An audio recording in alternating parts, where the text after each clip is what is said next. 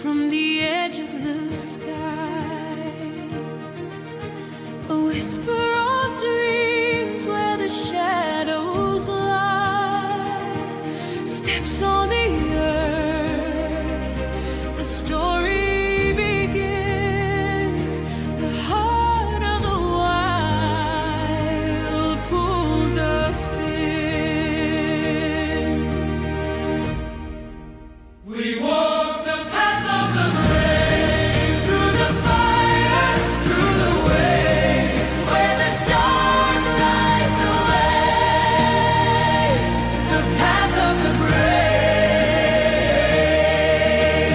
Mountains rise like a crown on.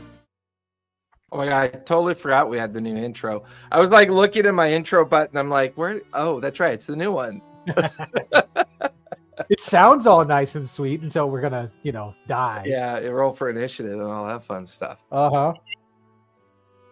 So, where we last left off, the team, having taken refuge in the Magic Mansion, found themselves stumbling out of the Magic Mansion and into a kind of den of smugglers. These den of smugglers were just as surprised as the team were, but they were immediately attacked by these smugglers.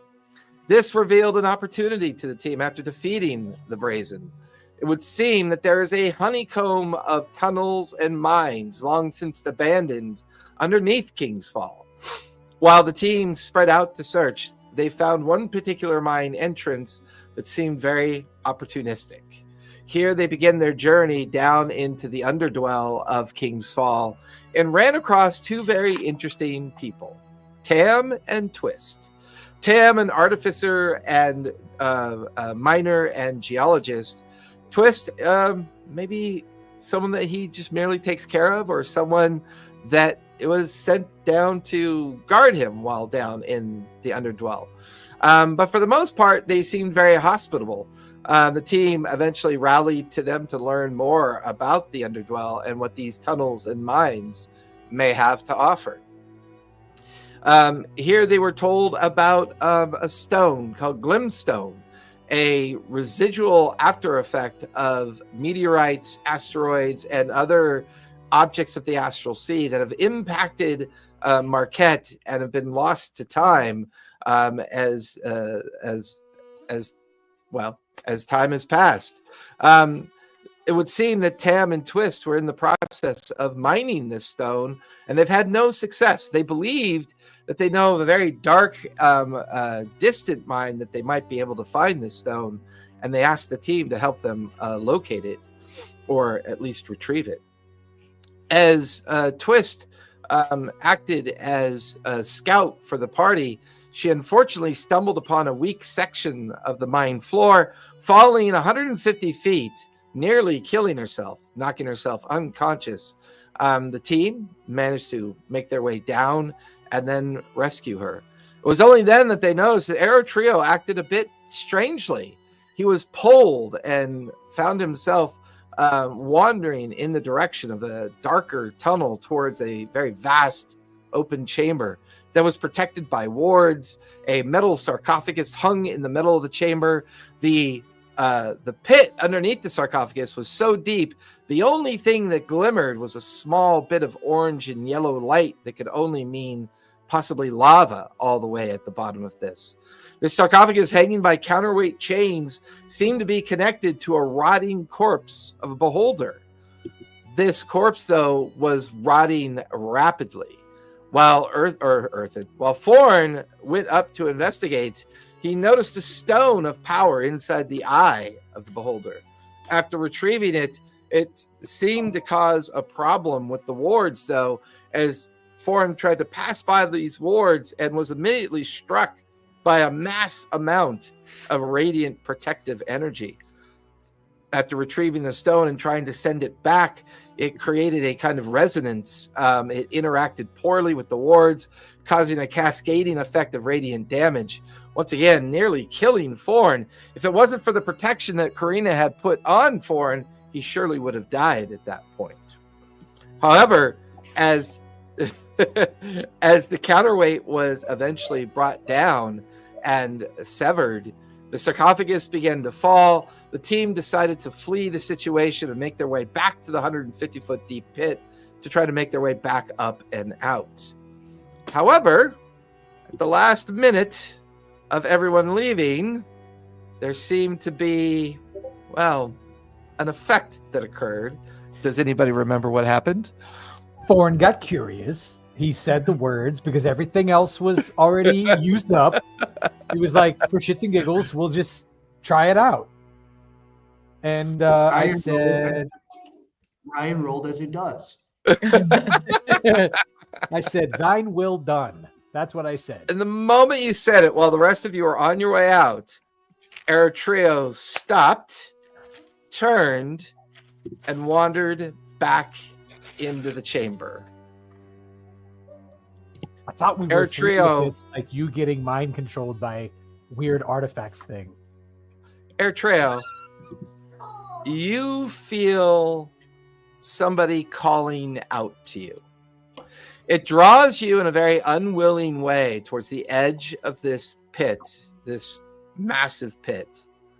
And as you look down, expecting to see nothing but maybe the glimmer of the lava at the very bottom, you actually begin to see a figure begin to rise up out of the pit. It gets closer and closer and closer until it's hovering a mere 30 feet from you in the very center of the pit. This figure looks to be a cross between a creature of elven or sylvan heritage, but there's something distorted about its body, its figure, the way it looks. There's a sense of ancient heritage about this creature, a sense of something that has been trapped and been sequestered away for so long that what has now emerged from it is not its full self, but something that is about to become desperate, and you feel the calm, soothing voice in your head whisper towards you. Just my luck. A vessel to receive me. My opportunities couldn't be more perfect. All of you stop halfway down the tunnel, begin to look back. You can see Eritrea is standing at the edge of the pit. This creature hovering 30 feet in front of him over the center of the pit, slowly getting a little too uncomfortably close to where Eritrea is. All right, I Ford need would have everybody stayed to close by roll anyway, initiative, please. No. Woo! All right. Hang on one second on that, because if you're within 10 feet of me, you get +4. But let me get back to my screen so I'll double check that. Unfortunately, Eritrea would definitely not be within 10 feet of you, but everybody else would be. Well, I rolled really well as usual for her. Yeah, let me find what that is real fast, and I'll roll 9. But I can find it. Well, yeah, I think Forn would have been by or nearer to Eritrea, closer to Eritrea at least. Than, Yeah, that's exactly what it is. If you're within 10 feet of me, add 4 to your initiative roll. Oh, Oh, awesome. That's pretty cool. add what? How much to your initiative? Add 4. 4. Okay. Wow. That's sweet.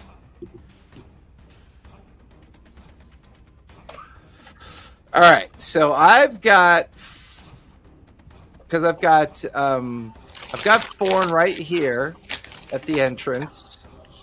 I believe I had Melody and Twist furthest away.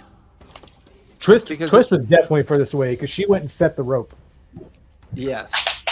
So I guess Tamerlane would, or Tam would have been kind of further back. So good. I've got everybody else down the corridor. I've got Thorn coming in last because he read what was over the archway. And then Yeah. I've got Eritrea at the pit. So I don't think I'm 10 feet of Professor. So let me knock 4 off of that initiative. Yeah, real you're quick. pretty far behind. Yeah. All right. So Me and my 1 HP. Yeah. Yikes! These are not good initiative rolls.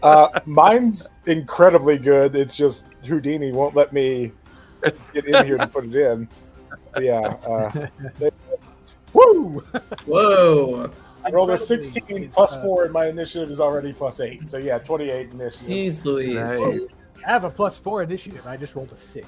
So Well, needless to say, Professor Jabatros is up with the bad guy on deck. All right. I'm on a laptop, so I can't even see the bad guy. Oh, okay. He's just a big floaty guy. Cool. All right. So, look at a statue, but not. So I want to fly up to Thorn first off. All right. Second action point, I want to just smack him and give him all 45 HP that I can from Nice. my lay on hand. Lay on hands, baby. I'll take 44. That It's like way, hooking up an IV bottle to him. You just watch as he pulls out the rubber tube, hangs the bottle on the edge of Foreign's hat, jams the tube like into his shoulder. All right, buddy, see you out there. I'll take 44. That way, it feels like a real slap. All right. And now I'm going Stop to reading things. how far away Across the is Big Bad Guy? Currently 5, 10, 15, 20, 25, 30, 35, 40, 45, 50, 55. I would say 60 feet from where you and Foreign currently are. Sweet. All right. I'm going to attempt to cast Moonbeam at 3rd level on him. Nice. Give me that casting roll, baby. Nat 20. Nice. Oh.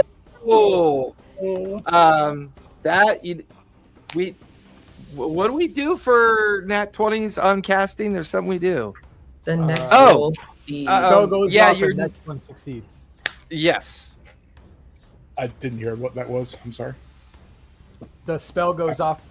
Okay, and the next spell is free.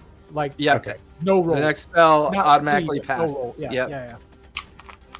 All right. I'd probably prefer it if it just got max damage on that, but I'll take what I can get. You know that I got roll damage on it. It is a con save of 16. But Yes, it is. That is going to be a natural 16 plus 7. all right, so he does save. But Where still was takes it? half damage. All right. Again, where I'm sitting, my cats are batting my dice around, so Actually, it's going to take regular damage because it is vulnerable to radiant. okay. Let me get this dice that Radar heard wants to bat around. We're gonna call that one a floor dice. Thanks. Why do Radar. I imagine that Eric's entire life is a series of cats knocking shit off the edge of the flat Earth? Like it would just like if the Earth was flat, his cats would be the one to knock everything off the edge. I know it. Yeah, that's about right. I believe what was it? 8, 18. Cool. Actually rolled really well on that. He takes 28 damage. Hey, Nice. And you are And now that's- concentrating on that, correct? Correct, and that's my turn. That's all for AP. Yep, that is. give me Look one at how second. good you guys are getting with the AP these days, man. It's just like bam, bam, bam. There is concentration. There we go. Put that on Professor Jabatros, who's now concentrating on Moonbeam. The big bad is now up. First, I got to make a wisdom save. That will fail. Eritreo, you are no longer under the ability of the avatar that is currently trying to control you because it took damage. So the ceremony has been interrupted. So you're now aware of what's going on. The creature will see the source of the problem. As the creature moves towards you, Eritreo, it physically passes through you. It will then fill up the space, so it is not subject to attack of opportunity. And as it passes through you, you feel this intense cold energy kind of overwhelm your body. Give me a Constitution save, if you would, please.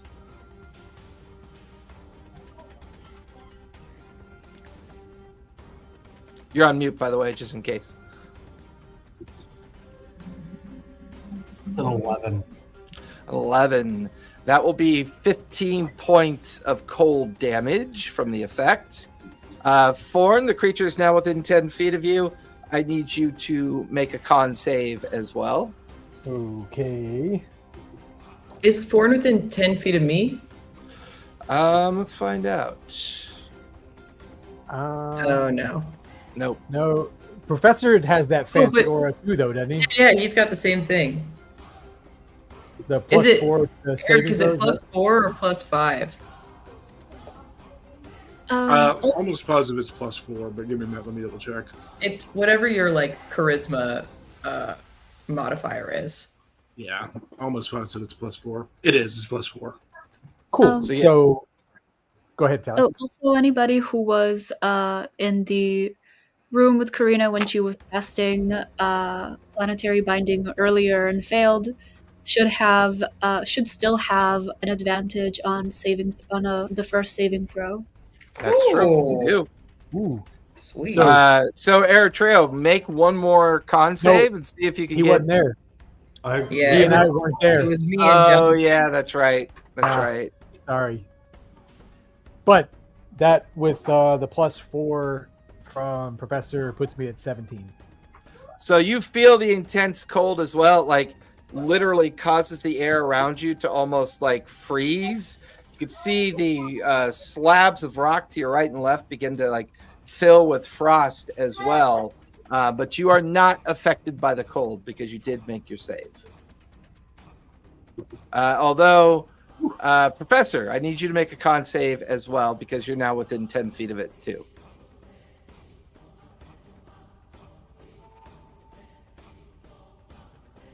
I did hear you. Just like I said. Oh, I know. All right. Did not roll super great. Let me see what my bonuses are. The con save. That is a dirty 20. Dirty 20. Nice. You will not take any damage from the cold effect as well. So that was 1 AP for it to move. Stay. It is going to cast Glacial Freeze. So I need everybody in the corridor to now make Constitution saves, if you would please. If you're within 10 feet of me, it's +5. Oh, those level 10 pallies. Why couldn't you just be a bard? Cool. Didn't roll that good though. I had an 11. 23. 23 will succeed. I didn't succeed. I got an 8. Plus 6, I got an 8. I'll need another one from Professor Jabaltros as well. Oof. Both Cam and Twist will fail as well. I'm doing it. I believe that's a 16 for me. 16. All right. That means here. There. So everything in the corridor is now difficult terrain, half movement. Any attacks, any melee attacks while in the corridor have disadvantage on the target. And everybody will take 12 points of cold damage. Karina, you'll take 6 points of cold damage. All right. I just rolled. I should be still maintaining Moonbeam. I rolled a 17 on that, so it should be All right. 12 points of cold. All right, I got 1 AP left. The Avatar is going to take 2 attacks at you, Professor. That is going to be a 26 and a 29. Yeah, those both hit. The 29 is +5. Okay. That is going to be... So because you'll have to make concentration saves, the first one is going to be 18 points of cold damage, and then the next one's going to be 20 points of cold damage. So you need So both two of those would 10. be You'll just need 10. two. You'll need 2 10s or higher to maintain How much- concentration. How much total damage did you do? I'm sorry, I'm not in 28 points, is that right? Yeah, 28 points total. I'm not looking so hot, but all right. So, first one was a 10. Oh wait, yeah, because I got my modifier on that. That first Yep. one was a 14. You're good. Second one is a 25. So we're Perfect. fine. You're good. So that will finish the creature's turn. Karina, you are up with Melody on deck. Nice.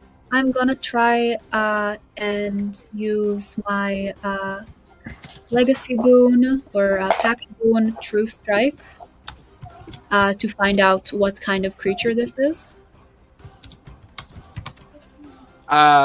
Give me a intelligence save if you would, please. Does the fact that I'm wearing my special ring helps me at all? Only for certain conditions. For this, unfortunately, it does not. This is because you're attempting to peer into its psyche. So it's a rather powerful creature. So if you make the save, you'll learn the stuff. If you don't make the save, you're going to take psychic damage. Since I didn't use my advantage in the previous one, can I use it now? Sure. Yeah, you can use it now if you want. That's fine. And do I get the +5 from being near Melody still? Absolutely. +5 on saves. Okay, so that's gonna be 14. Oof. It's going to fail. You do not learn anything about it, and you will take 18 points of psychic damage. Rough. Okay. So I am going to cast so do I have a sense of what it might be as far as if it's undead, or especially if it's undead or celestial? I would say that your guess is that it might be a form of celestial, except it seems to be vulnerable to radiant damage, but it also issues almost all of its damage so far has been a cold effect, which might explain why it was hovering over a chambered pit with with lava at the bottom of it in case it ever got out, or in case the container ever failed, it would drop down into the lava. So you get the feeling it might be celestial. I will take the risk and hope that it's truly a celestial, and try and cast Magic Circle around it since we're within 10 feet. What's the casting time for Magic Circle? I never know. So it says, casting time is 1 minute, duration is 1 hour. Yeah, Yeah. it's gonna take you 10 rounds to cast it, unfortunately. Okay, I'm just gonna Thunderstep then. I'm gonna try and Thunderstep through it. Nice. So you are right here. Go ahead and give me a casting roll for Thunderstep.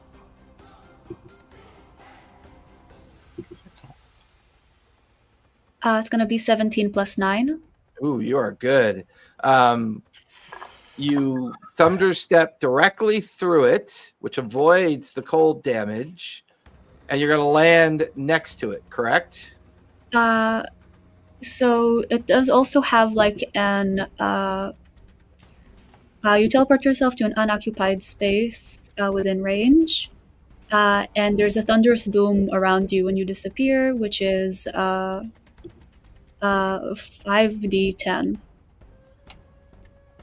So 16 con save for it. So what you could do is you can spend an AP to move up close to it. The problem is, if you do Thunderstep, it's going to do damage to all your allies around you first. So I'll try and move closer to it first. You have to be behind it more or less because Forn and I are right in front of him. I think If that's the case, then maybe Thunderstep is not the right choice for this. So instead, I'm going to do Wall of Light, and I'm going to try and do it directly on it and in front of the professor. So you're going to do Wall of Light instead? If it seems like doing Thunderstep will only cause. Yeah, because if you move, it's at half movement because of the glacial ice effect. So I would say casting Wall of Light might be the better choice. Yeah. So I'll do Wall of Light, and I'll try and kind of land it directly on it. Gotcha. What's the? You already made your casting roll. So what's the save for Wall of Light? The save is Constitution 16. Ooh, that's a natural 2 plus 7 is a 9. Yeah. That is going to fail. Go ahead and roll Nice. damage. Nice. And it's radiant damage. Ooh, it's vulnerable. So roll the dice twice. Okay, first one is 12. Second time is 27. Oh my god. 12 plus 27. Holy crap, that's 39 points. That means I've got to get a 19 or higher. No, wait. It's a 12 and 27. So I need a 10 and a 13. 10, 13. All right. Maintains its concentration on the glacier effect. But, you guys watch as the apparition of the creature literally shakes from the wall of light that is now sitting in its path. And that's concentration for you, correct? Yes. All right. So True Strike is is 1 AP, correct? Yes. And And then then I thought you did something after True Strike. we talked about doing Thunder Step, but then we realized it would. All right, so you still have 1 AP left. Yep, you still have 1 AP left.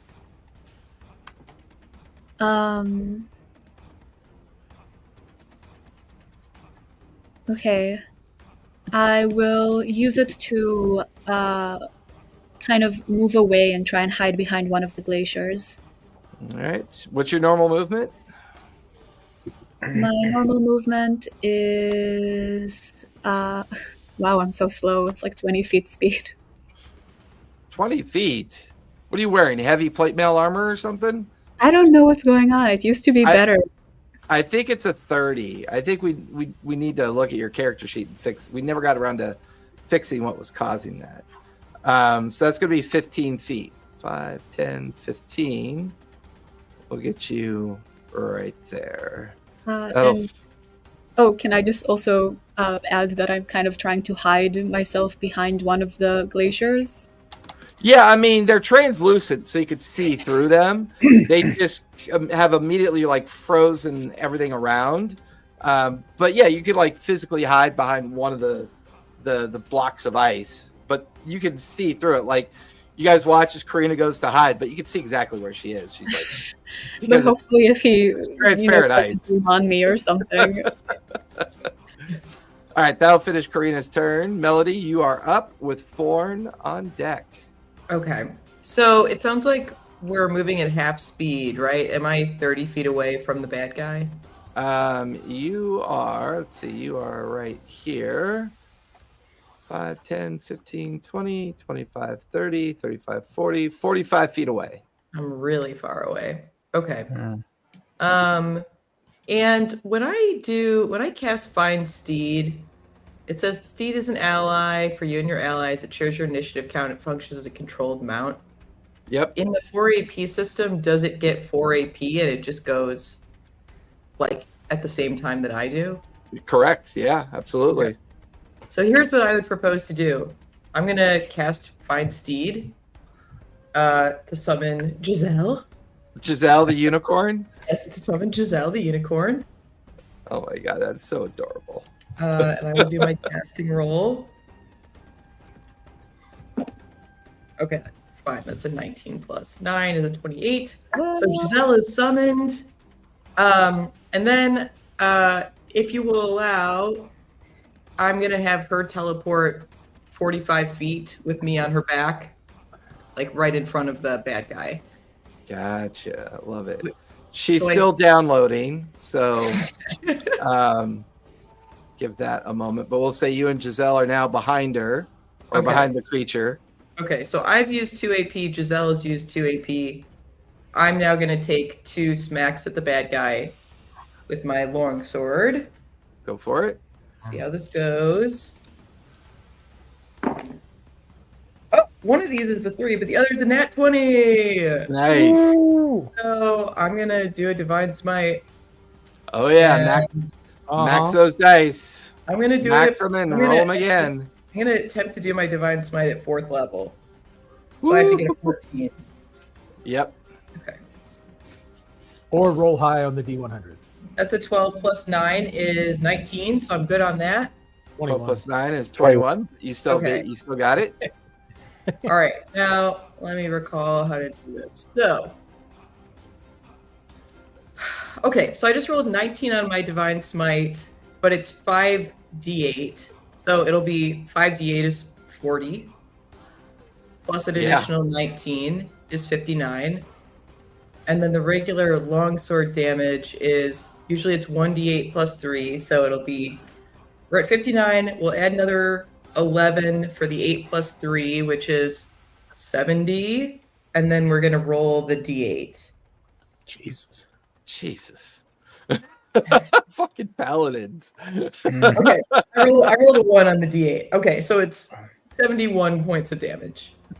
71 points of damage. That And- will immediately drop concentration on the glacial spell. Yes. So all the ice will melt. It's now just water dripping and gathering everywhere.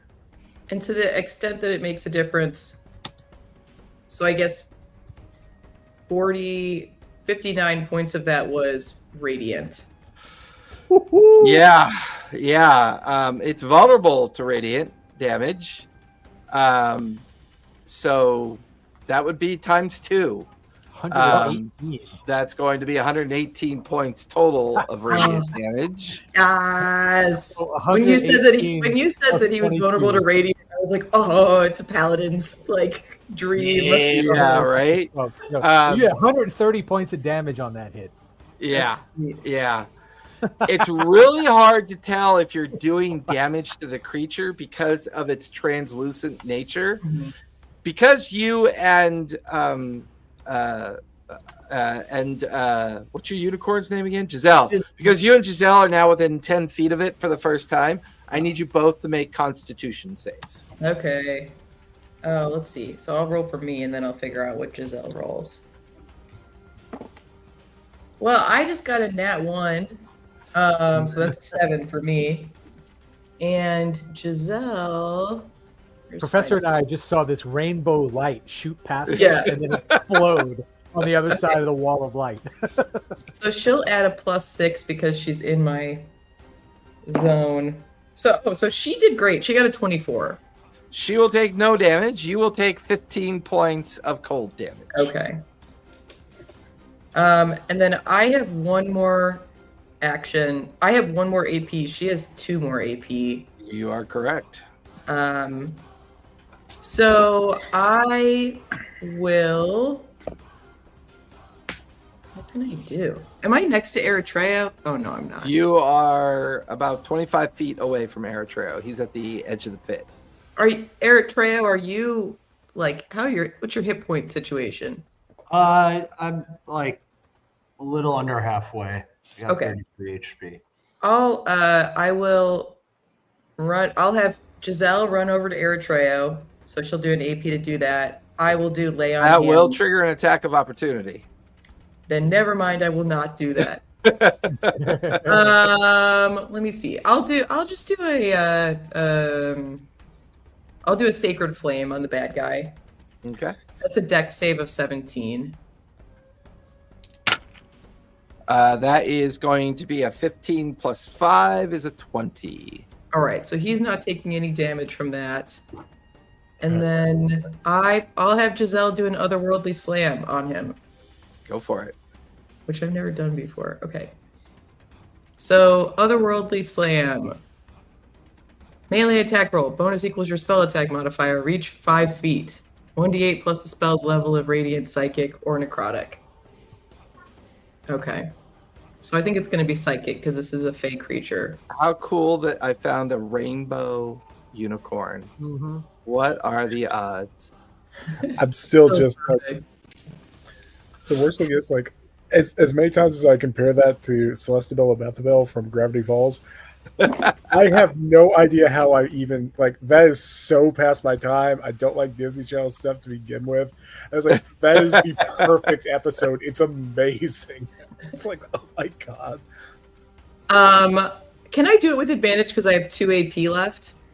Yeah, absolutely. Okay, because I think she only gets 1 attack. And I do not think when I tried it the first time it hit. Nope, it's not going to hit. That's a 12. 12. Yeah, unfortunately, that is not going to hit. Okay, all right, we'll call that a turn. All right. Forn, you are up with Eritrea on deck. If I want to hand the professor a potion of healing, would that be an action point? Or Nah, it's a free action. okay, so Professor, I'm handing you a greater potion of healing. Yay! Like I just snag it out of my bag, and then I'm going to try and bamf out to where Eritrea is, or near Eritrea. So I'll.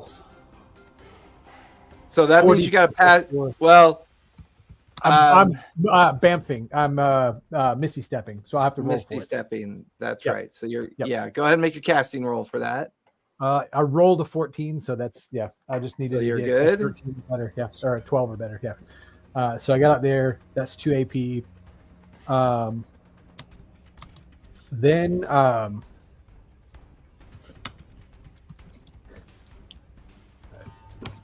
gonna turn to Eritrea. Do you want to try the sword?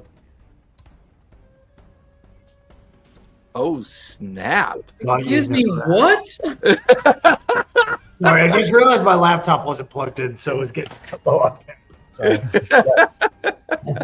I thought you'd never ask. I thought you'd never ask. Do you want to try the sword? yeah, absolutely. That'll Okay. be an AP. So To- from an AP, I'll throw out the portable hole, Okay. and with my last AP, I guess I'll try and snatch out the sword with Mage Hand.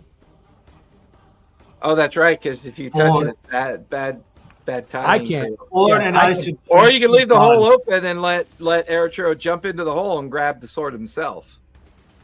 Sure, I'll do it that way. suggest Yeah. you Run So I- far form. And I'm I'm gonna go to the. Are those blocks? Are they obstacles or? Those were the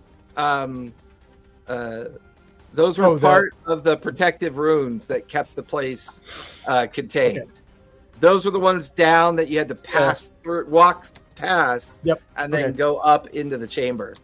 I'm gonna try and go around to the back side of those runes with my and I'll if I have to bonus act. I've got cunning action, so I can bonus action dash with that move, so I can move to get all the way to the far corner behind, like just straight vertical on the screen there. If you want to use that as an Like right here. just to get back out of the way over there. Yeah. All right. Because I still have range with my weapon, but I should be mostly out of range of any crazy attacks that happen.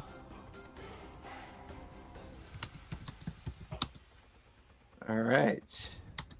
That would actually put you right at the edge of the chamber corner right there. Okay. All right, that'll finish your turn. It will. Eritrea, the portable hole is now open in front of you. Looking down, you can see the blade lying inside the portable hole. Gonna grab it. All right, it's an AP for you to reach down and retrieve it. Mhm. You now have it. And for whatever reason, you feel no sense of danger. You feel no sense of psychic presence. There does not seem to be any immediate pain or threat of damage once you retrieve it. It is now glowing a very kind of dull blue white light off the blade. And there's a bit of a humming noise coming from it as well. The blade's name is Stung. Stung. All right, so no other weird effects, Nope. but I'm gonna charge this guy with this blade though. Okay. You are immune to the cold because of what it attempted to do towards you. Go ahead and make an attack roll. All right, 22. 22 will definitely hit. Ooh, The blade does 2d10 radiant damage, so go ahead and roll 2d10 for the damage.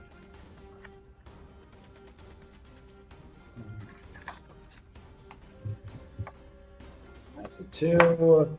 That's a 7. 9. 9. Now I need you to make which is double to 18 because it is vulnerable. Now I need you to make an intelligence saving throw. Uh-oh. Plus You're 5. next to Melody, +5. Next to Hey. Melody, you get +5. All right, so that's I have -1 intelligence, but I rolled a 19, so it's gonna be 23. Nice. Melody, since you're right next to Eritrea, you watch as suddenly the blade bursts into a very kind of like blinding white light. And all around him are now, like floating 5 feet around him, are these celestial images. Their features are distorted, but they float around almost like in a spherical pattern, as if they're protecting him. For the next minute, Eritrea, you have +2 to your armor class. Ooh, that's sweet. Great. I believe you still have 2 AP left. Yeah. No, Slash one, again. one to retrieve it, one to move, 1 to move, one to attack. Yeah, So- and you only get 1 attack per AP, right? Yeah. Per action. So you have 1 AP left.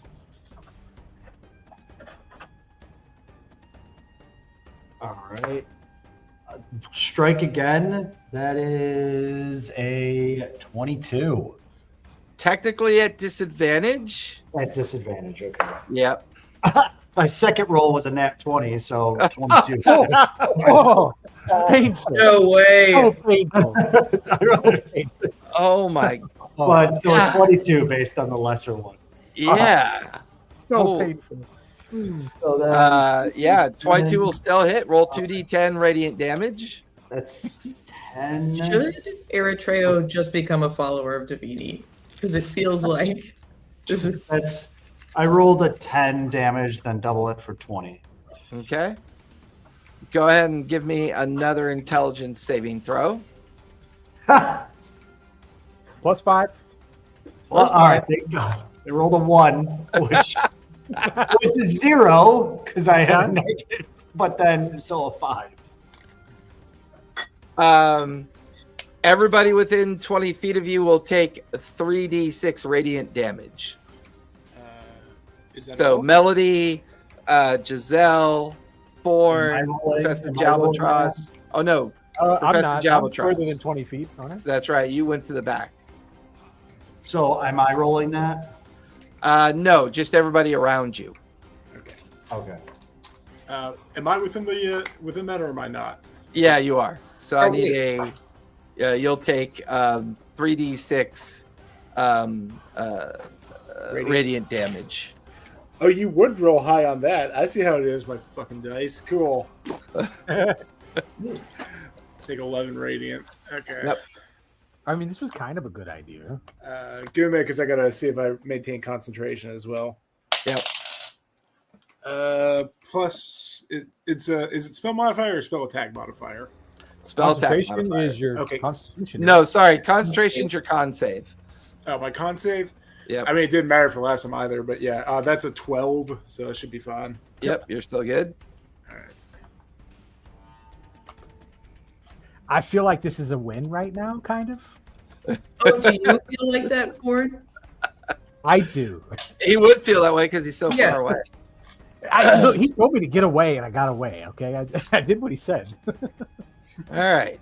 So Tam, He is going to pull out a device, set it up on the ground, and immediately begins to unfold its metal scaffolding. Turns into a small cannon. I'll take a shot at it. That will hear a go off, and the cannon shot like ricochets off the wall, unfortunately not hitting the creature. He'll then pull out a puppet, which is his construct. The puppet. Make it a smaller unicorn.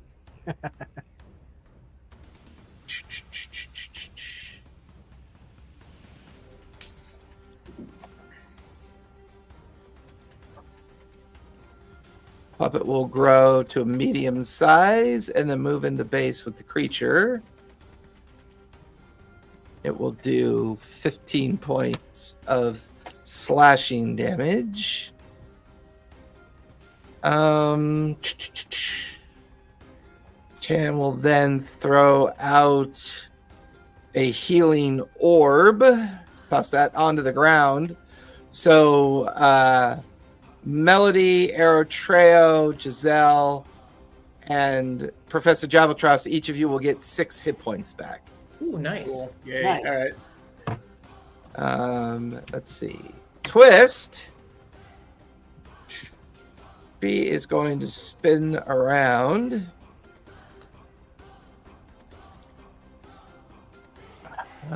Give her a casting roll. She's good. She is going to cast Guiding Bolt. That's going to hit. Going to be 28 points of radiant damage. Nice. She is then going to cast. You know what? She's going to cast Guiding Bolt again. She's good. That'll hit with a 19. That's going to be another 21 points of radiant damage. Let's see. That will finish her turn. Top of the second round. Professor, you are up with the bad guy on deck. Okay. First move. Is there space for me to move the moonbeam without just utterly screwing everyone behind it? Pretty tight fit. If you wanted to move the moonbeam from the crater onto the creature, it will affect Melody, Aerotreo, and Giselle. That's like a ton of damage. Because you can only move it 20 feet, right? Let me double check because I thought that I could do it. I didn't think that there was a maximum on that, but let me. It's 30 feet, I think. It's let either me- 20 or 30. Because I'm pretty sure it's 30.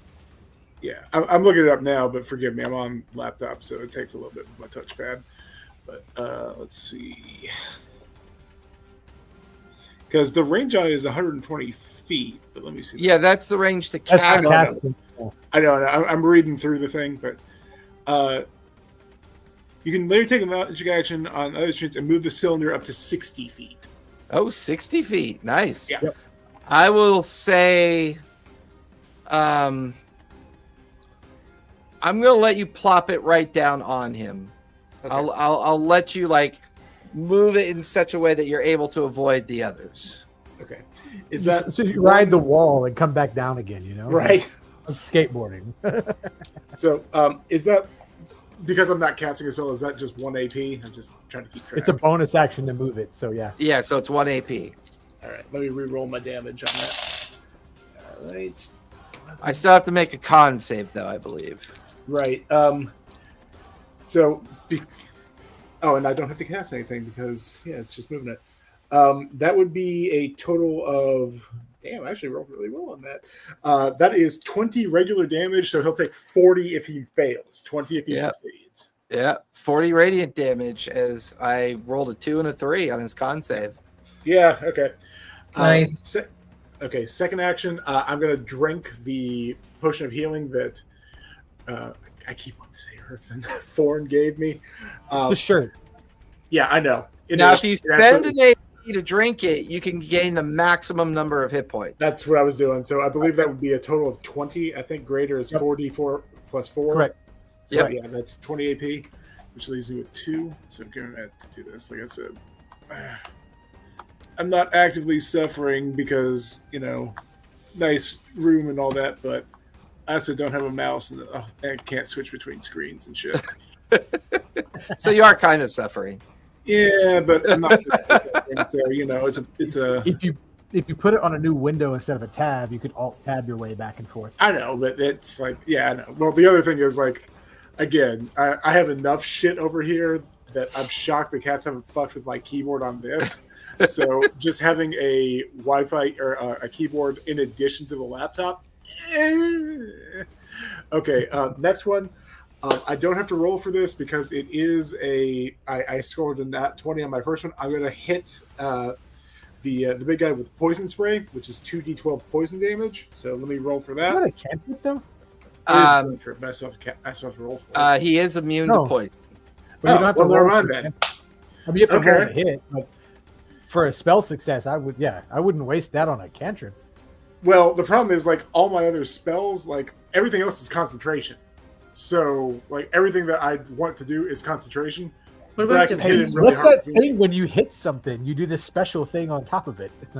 Yeah, I understand that, but what You I'm wouldn't saying have is to I'm roll also... for it.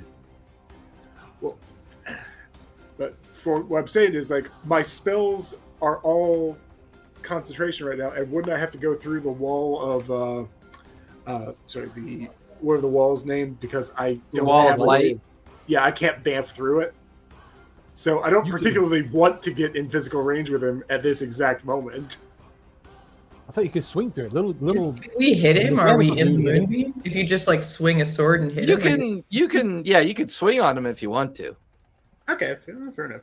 All right, well, that being the case, Because Karina put the wall of light so it like bisects where he's standing. So it's like right to left of the corridor of the wall. So he's standing directly in the wall, but you're able to swing into it if you want to. okay, but I have 2 AP left, so all right, first thing is I will try to hit him with a physical attack then. Go for it. Dude, I take it believe with you get 2 advantage. attacks. I do. Ooh, not bad. Take it with advantage because you're like you got 2 AP, right? Yeah. Well, I was going to hit him with Thunderous Screech. Oh, I yeah, was this gonna do fight. 3. Huh? Yeah, exactly. Okay. I was going to do a guaranteed hit thunder damage thing after that, so I'll be all right. But, okay, let me see what that was. It's an 18 before I add any of my mods, so I'm pretty sure I'm hitting him. Yeah, Plus his eight. armor class is a 20. Okay, so that is a 26 to hit. Okay, that'll hit. With an extra D4 of damage. All right. 6 plus 4. All right.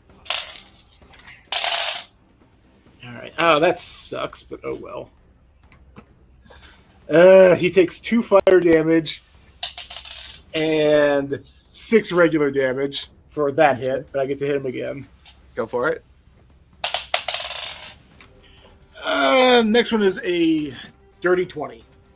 Dirty 20 will hit. Roll for damage. All right. Not you. Not that one. Oh, wait a minute. That was not including an extra D4. Give me a sec. That I actually rolled a 4 on that. Yay. I would show you, but my camera's not on, so. But that's just regular damage. So giving it to roll the new one. All right. Cool. That's much better.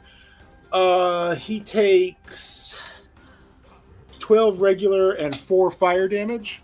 Okay.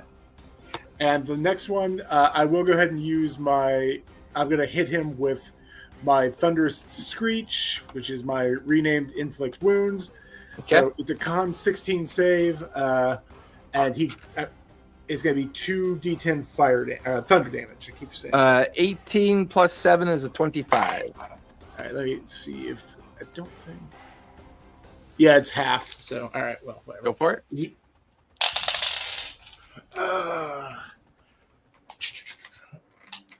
That's nothing too impressive. He takes all of 4 thunder damage. So, Okay. oh well. And that's my turn.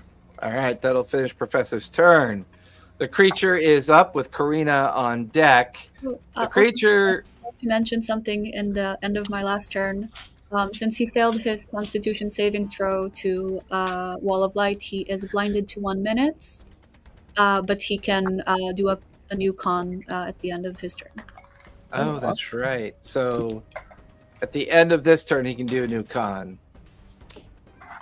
All right. So he is well below half hit point. So he is going to do. He is going to do Ice Sphere. Professor Jalbatros, Eritreo, Melody, and Giselle, give me Constitution saves, if you would, please. Is this a spell? This is an effect, unfortunately, an ability. On save? Yep. All right, dirty 20 for me. Dirty 20 will just succeed. That is the DC. Oh, that sucks. That's good. I got a 24. That'll succeed. 10 That'll five? fail. plus 5, 15. 15, that'll still fail, unfortunately. Giselle, what'd she get? Oh, shoot. I forgot to roll for Giselle.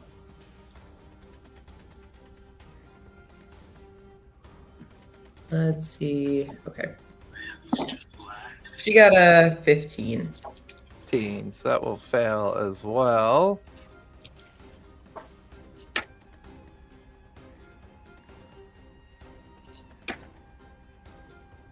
That is going to be 42 points of cold damage. Oh, no. To those that failed, to those that succeeded, it's half as much. All right. Giselle is gone. The contract only had 40 hit points, so it is gone. I'm All right, down. so, You're down? And what do I need to roll to maintain con? Is it a 11 or is it a 12? Well, are you unconscious? No. Yeah. Oh, that was the last Eritrea. word cut out, Eritrea is yeah. unconscious. Yeah, sorry. Gotcha. But yeah, to maintain concentration for the moonbeam, is it a 11 because that's over 20, or how's that? Because you saved, so it's still 10 or higher to maintain concentration. All right. That. Oh, thank God, that's an 11. Okay, so you're good. You're still concentrating on Moonbeam. Let's see. That was 1 AP for that ability, but you can only use it twice per day, so that's one that's gone. Now that Eritreo is unconscious, nope, needs all of its AP to do that. He can't see him though either, right? Can't Technically. see who. Eritrea. He's blinded right now. It's Oh, blinded that's right. Yeah, that's true. He's technically blinded. Which is why he could. Blinded by the light. I don't want to use that ability again. He is going to. He's going to shadow step back towards the edge of the chamber. Leaves him with 2 AP. Doesn't know that Forn's there. He doesn't really know where anyone is. So he is going to do. He's going to do 2 Eldritch Blasts at disadvantage, where it thinks you are, Melody. Okay. That is a 1 to 4. That's going to miss. Love that. Second Eldritch Blast. Unfortunately, that is double 19s that were just rolled. That is Gambler's Luck. So that's can I automatically 24 points of force damage. Can I Unless- please do a silvery barbs? Oh, fucking bards! Fucking bards! I just rolled double 5s. Yes. Oh no, but that's still gambler's luck. It is still Gambler's Luck, but you know what? You could silvery barbs it again. Let me see if I. Okay, I wanted to make sure I actually got. So I'll silvery barbs it again. I don't want to go down. Okay. Okay, that time that's a 16 and a 5, so the 5 will miss on Yes. that second Eldritch Blast. That was God. fucking hysterical. That was awesome. Oh shit! I forgot that Eritrea has the blade. Eritrea, you automatically have 1 hit point as you go down. Oh. See, it was a good idea after all. And I need you to make another intelligence save, if you would, please. Plus Maybe. 5. Plus 5. Right, so funny. He's trying You're not muted. to. He's trying not to chew on microphone. 16. 16. DC is a 15, so that will pass. You have 1 hit point, and you are conscious. Killer. We need to get you something to advantage on intelligence saves. Or you just make them study books and get smarter. I That'll think the finish. first is more likely than the latter. This is true. If That- only there was someone here that's experienced in pedagogy and like teaching. Not that we have anyone like that. Professor Never. says, I do book. if I do only book there good. was a professor in the group to do the education. I do book That'll good. finish the bad guy's turn. Karina, you are up with Melody on deck. Does the bad guy want to re-roll Constitution to see if he can see again? There you go. I wouldn't have said anything. That is a 13 plus 7 is a dirty 20. Yeah, I can see again, bastard. Right. No longer blinded.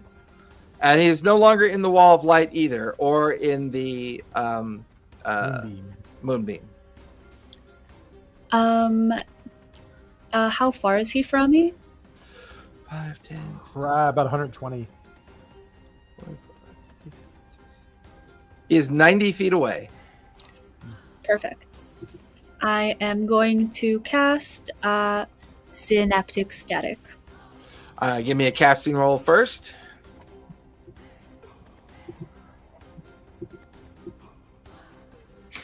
Oof. That's going to be a 9 plus 9. Oh, it's not bad. 18. Yep, you're good. That will go off. Ooh. It's an intel. 86 psychic damage? Heh. Jeez. And some fun effects. So it's Uh, intelligence 16.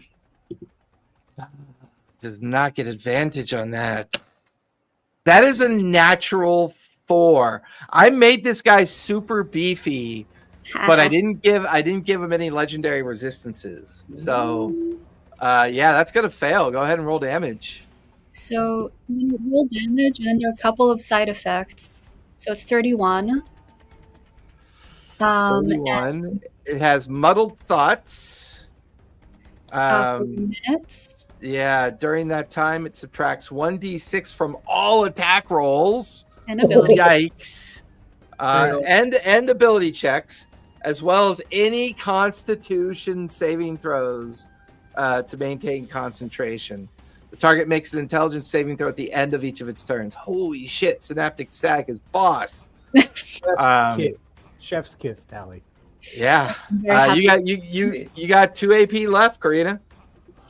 I am going to use the Wall of Light to send 2 attacks at him. Since I can kind of cut pieces of the Wall of Light and do a ranged attack within 120 feet. No, you're not allowed to do that. It's part of it. No, I refuse. I'm not sure what the damage is for these. I think it says +9 to hits. All right, so go ahead and roll to hit. Oof, a nat 1 for my first one, so that's a 10. I feel like the light would shoot you instead. It's still +9. But still natural 1. I mean, all right, Okay. first one misses. Okay. That's a 19 plus 9, so that's a 28. That'll hit with an extra D4 of damage. So yeah, go ahead and roll radiant damage. It's 48 radiant. Yep. Our ends and short walls are. It's if it's inside. What is the if it gets hit by it? It's this, yeah. You can launch a beam from the wall on a hit 4d8 radiant. Yep. 40. Damn, I love this Yeah. spell. And so that's going to be 18 plus 4. That's a 22, and then it's radiant, so it should be twice. So that's a 44. Yeah. The avatar form is now kind of blinking in and out of existence. You get the feeling that's the first sign of it maybe finally showing that it's taking some damage. And that should have been all 4 of my APs. So I'm still 120 feet away. It's kind of trying to while I'm maintaining concentration. Karina the killer at 120 feet, always. Yeah, always hiding somewhere in the arena. All right, that'll finish. It's only an action to do that, Tally. Oh, To shoot that radiant beam. Right, you still have 1 AP left. oh, how wonderful! So I'm going to do Sorceress Burst within 120 feet. That's a +8 to hit, and it would be a 2d8 fire damage if it does. Go for it. So I'm gonna roll. That's a 13. It probably doesn't hit. 13 does not hit, unfortunately. Yeah. That'll finish your turn. Melody, you are up with Thorn on deck. All right. So I have used 2 of my AP trying not to get hit. So I only have 2. You got 2 AP left. So here's what I'm going to do. I am going to lean down and lay my hand on Eritrea and do lay on hands for 29 HP. Nice. And I'm going to look him in his eyes and say, "You're too cute to be so messy," and give him bardic inspiration.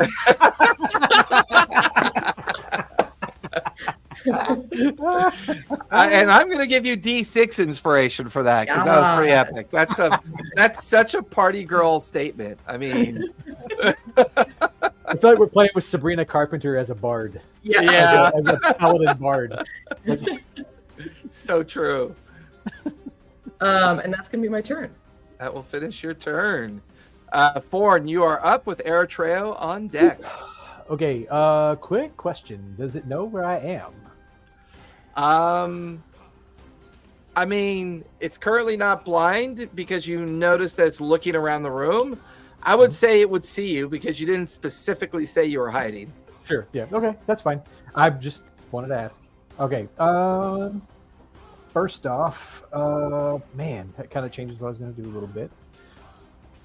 First I'm going to take a shot, 2 shots, I guess, with my gun. Go for it. So we'll go. I got a new metal D20. I have to roll this in a dice tray without destroying my table.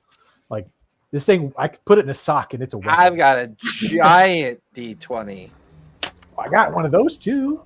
But this thing weighs like. Oh yeah, I have a 16 set of metal ounces. dice. I never use them because they're just so heavy. Yeah. That first shot is going to be a 16 plus, I think, 10. Yeah, 26 to hit. They'll definitely hit with an extra D4 of damage. And the second shot would be just an 18 to hit. So I don't think that one's going to hit. 18 will not hit. Okay. So extra D4 for that. Extra D4 for Psychic Blades. Or not Psychic Blades. What's it called? Sorry. I'll get the name right. Dreadful Strikes. Dreadful Strike. I would also like to mark it now as a favored foe. Okay. And then I don't think I get sneak attack on that though. So yeah, I don't get sneak attack on that. So yeah, just a regular D4 there. But I will try to throw a hex on it with that attack as well. So Okay. I'll roll my D20 for the hex. It's a bonus action with my. It's a limited use for one time. But it's only for reactions. Or... It's only for reactions. So for you, it's still 2 AP because it's a spell. Okay, all right. I'll roll that real quick because I have to hit. Hang on, let me get to it. Jeez. Sorry, there we are. It's extra 1d6.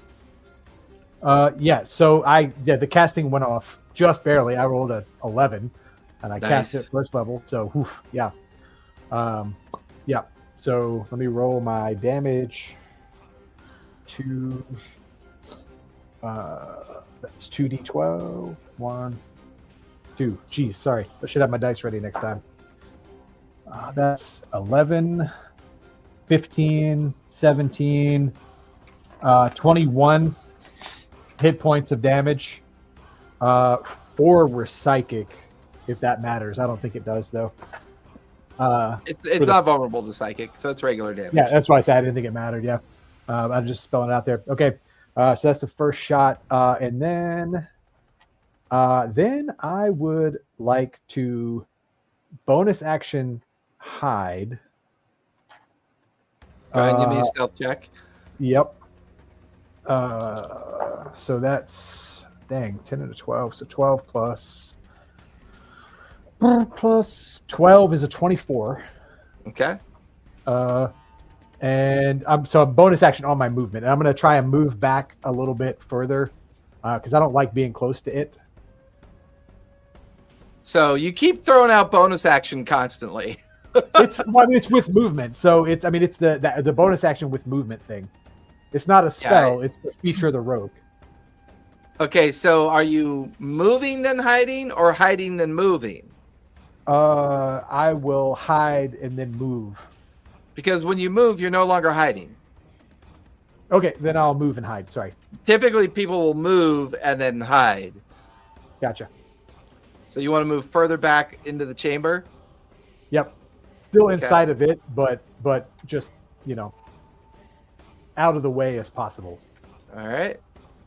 That'll finish your turn. It does. That's all 4 AP. All right.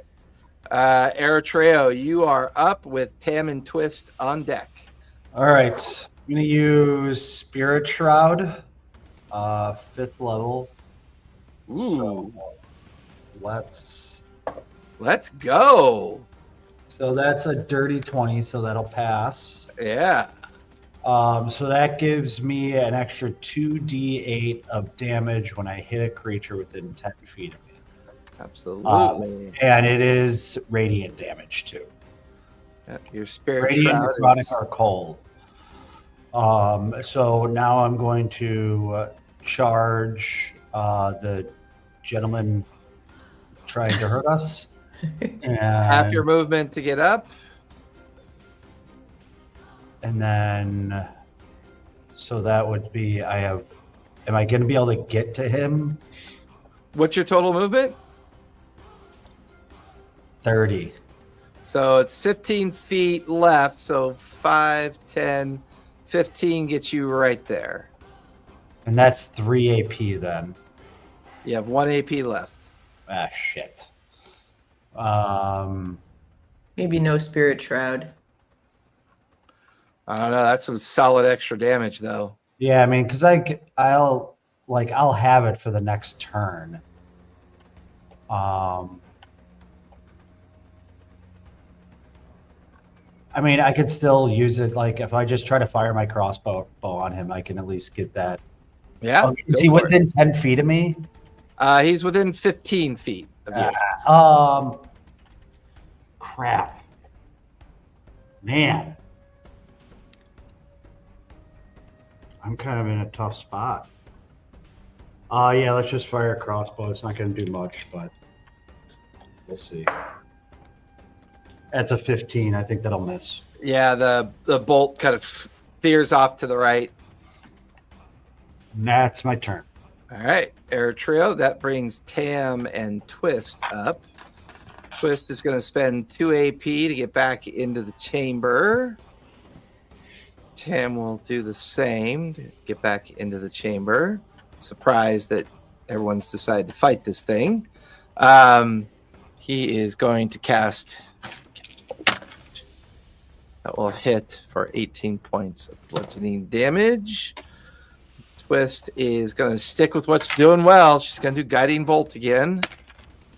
That will go off. That will also hit. That will be in 22 points of radiant damage. Nice. That'll take us to the top of the third round with the professor up and the bad guy on deck. All right. First off, has Karina dropped the wall of light or repositioned it? Like, is it still kind of sitting where it is? Yeah, it's still sitting here in the middle because she shot off with it. In fact, I got to roll saves for Tam and Twist. Hold on one sec. All right. Yes. Wall of light, I believe, is a con save.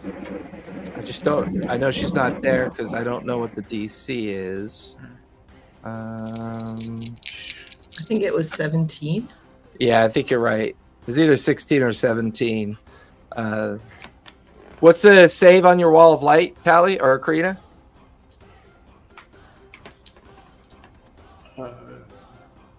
You're muted, by the way. Sorry, Constitution saving throw. Sorry, yeah. Constitution 16.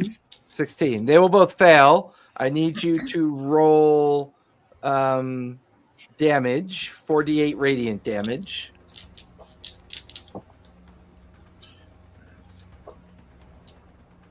That was for you, Karina. Oh, sorry. Sorry, guys. Sorry that you're getting hits with 12 points. That's not too bad. Yep. Tam and Twist will take the damage as they move through that. And Moonbeam's still in the middle there too, right? Yeah. So that was my first thing. Yeah, what's the con save for that? Was it 16? I have my screen max. Twist will save, Tam will not. Go ahead and roll damage. All right. Yeah, Moonbeam is 16. All right. That is a total of 15. Okay, so Tam will take 15. Twist will take 7. Right. You're up, Professor, with the bad guy on deck. All right. First off, want to move my Moonbeam over, center it on Big Bad again. Okay. Oh, wait a minute. I don't think I've. No, I did. I remember doing that. Okay, so that's fine. I just couldn't remember if I had rolled to maintain. He got a natural 20 on his save. All right. Well, okay. That he takes. What is that? Round up or round down? I can remember. I think it's round down for damage, right? Or no, wait. I'm sorry. It's because it's the same thing. It doesn't matter. He takes 17 because he's 17 points because he's vulnerable. Yep. All right. So I have 3 AP left. Yeah, there's no way I can make it across the. Well, how tall is the wall of light, and can I potentially fly over it? Wall of light. 10 feet high, 5 feet thick. No, okay, yeah, I can absolutely fly over that, so I'll do that. I'll kind of join the gaggle. So the wall of light reaches the tunnel chamber that you're in is 10 feet tall. Okay. So when she put the wall of light there, it's essentially blocking off the space. So you don't have room to fly in the chamber till you get into the interior of the chamber. The tunnel that you're in is more constrictive. It's only like 8 feet wide by 10 feet tall. All right. Potential question about Wall of Light. Mhm. Whenever I attack, do a range attack, it's like pieces of the wall from 10 feet at a time from 60 feet. Can we say that maybe it ends around it and like I used maybe a little bit of the side of the wall, so there's just like maybe a little bit to walk through? Yeah, I'm okay with that. We'll say that there's a space that he could squeeze through. Okay, so I'll just kind of join the. Well, screw it. If that's the case, I will fly directly up to the guy, and I'll just start trying to hit him with a physical attack. So that I have 2 AP. Is that correct? You have 2 AP left? Yeah, go for it. All right. First physical attack is. I don't think that's going to hit. I believe that is only like 12. Yep, that's going to miss. Second attack. That's even worse. That's 11. Yep, both of those will miss, unfortunately. All right, so I have 1 left. And 1 AP left. Let me see if there's anything. If you want, you could spend both those AP and attack with advantage if you'd like. Well, do you mean like do it as a single attack? Because I get 2 attacks per action. That's what I did. No, so you could spend 2 AP to take 2 attacks with advantage. You mean regular? Because I would have had him at disadvantage, and this would be my 4th. No, what I'm saying is you can. So you just attack twice, right? And you miss both times. Uh-huh. You go ahead and say retcon that and say instead of spending 1 AP. Oh, I understand. Okay, I get Yeah, you. you spend 2 AP, so you're essentially attacking with advantage. So you could re-roll 2 more dice and see if you get any hits. I'm gonna do that then because I just re-rolled and one of them is a nat 20, so I will absolutely do that. And Yep, that makes Nice. sense. could I do? God, what is it? Smite. Yeah, Divine Smite as a bonus action on that. or Yep, is just that- got to make a. It's part of your attack action. You just got to make a casting roll. All right. Sweet. That is a 17. So Yep, yeah, you're good. All right, so let me double check on what that would be. So maximum on that would be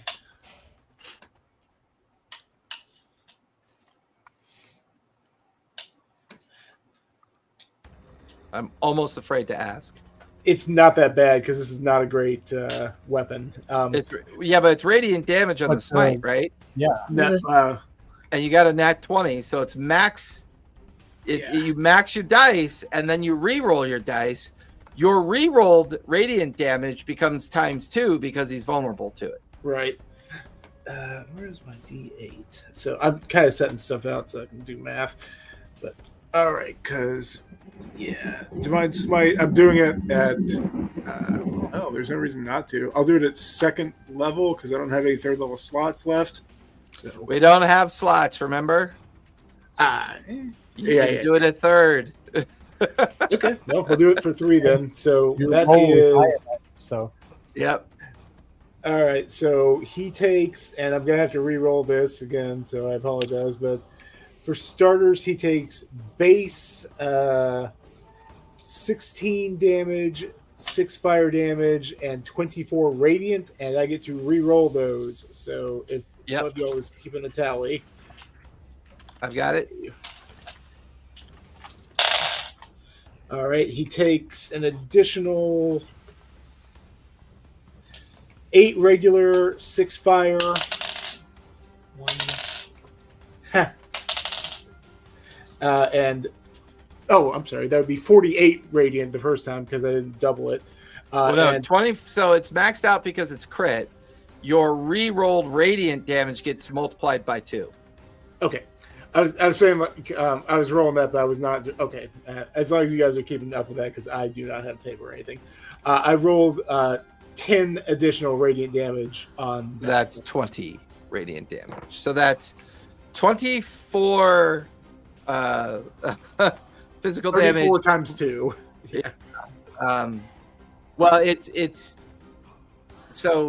24 physical damage, 12 fire, and then 44 radiant damage. This thing is very rough. It literally has 12 hit points left. Is what it's got left. Well, I'm saying like on that, if it was the originally because it's 3 d8 radiant, so that'd be 24, and I just rolled that again, it would be 10. So it would be Yeah, but remember, he's vulnerable to radiant on your reroll, so it's ×2. So instead of 10, it's 20. Okay, I thought it was okay. It was I was thinking it was it would be doubled on all of it. So never mind. No. Whenever it's a crit, because we max out the dice, it's maximized within the crit. Okay, so that's my turn. All right. This thing's gonna go ahead and cast life tap. I need everybody within 60 feet, which is including Thorn, because Thorn is 60 feet away. I need everybody to make Constitution saves, please. And this is a spell, right? This is a spell, yeah. Okay. All right. That is 29. That will save, so it'll be half damage. I got a 21. Dirty 20. Dirty 20. Okay, dirty 20 saves. 29 saves. 21 9? saves. 9 fails. my dice are betraying me today. Oh, wait a minute. Wait. Karina is 5, 10, 15, 20. She's 90 feet away. Yeah, Karina does not have to make a save. She's too far away. I love being a coward. What are you doing, Radar? Both Tam and Twist will fail. Thorn failed. Eritrea, what'd you get? 20, right? Yep. 20. Okay, so everybody who's saved, take half of 62 points of necrotic damage. Oh, So I'm that's- down. That's Oh, wait, I'm 31. resistant to necrotic. Cool. So, And so also, was this an So- attack roll? would that What? be ordered for me? It was No, it was this is magic. a spell. It was a spell. So everyone who's saved, you only take 31 points of necrotic. If you're resistant, you only take 15. Okay. I'm technically down, but does the sword resurrect me? The one sword, you go down, but the sword immediately gives you 1 hit point back again. You said 62, both- right? Yes. Yeah. Didn't Tally do a thing for us where all of us got resistance to necrotic last time? Or was that just the Not the resistance to people in the room? necrotic. It was the 1 HP thing from her book. So Melody's down, Tam is down, Twist is down, Quick question. and Since- Forn, you're down as well, right? I'm down. Yes, I'm down. Okay. Since technically I did get a long rest, kind of a double long rest by accident, does that mean, because the effect of the protector, gift of our protectors, which allows one person whose names is in the book to return to 1 hit point, happens once every long rest? Does that Well, mean... one was Greater Restoration, which has the effect of behaving like a long rest to remove the effect of your wild magic. So it's not. You have to physically take that long rest I to. slept for about 7 hours and was just 1 hour shy from getting my long rest. And Forn already burnt that protector that you gave him. So But that was okay. But that was while I was taking my long rest. So that's that. Can we? now all your party members are down except Eritrea Oh God. and Karina and Professor. Yeah. and Karina. So that's Well, 2 you HP. go down and Agree. run away. He's going to stick with spells because of that synaptic static. He's got a D6 on his attacks. He has to take a D6 off his attacks. And I didn't have 62 health to give him, by the way. I don't know if Life Tap was. Well, no. So Life Tap gives him half the hit points back from only the had damage that he 34. does. So Okay, but I only had well, no, it's 34 left. So. right. So he did 62. Life Tap only gives him half of the damage that he gives out. So he only gets 36 hit points back in total. Because it's an area of effect. So he's essentially, it's an area of effect. So he essentially casts Life Tap as an area of effect, and then he draws back 32 hit points. So he's at 48 hit points now. I got no, 44. I was thinking everybody gave some. No, that'd be That'd be a little OP. Yeah, that'd That's be way what I, OP. I wouldn't put it past the celestial-ish thing. Question is, if I cast it again, that's like 2 failed death saves for everybody that's unconscious. I'm kind of digging that opportunity. You know what? Go for it. But technically, you'd still get your con save because con doesn't. You don't technically have to be conscious for Constitution saves. Oh, it'd be the smart play to do because he can't. And he's got the big guy in front of him, and Eritrea's he's got 1 hit point, and Karina will probably just run and leave everybody's corpses behind. So I'm not too worried about Karina.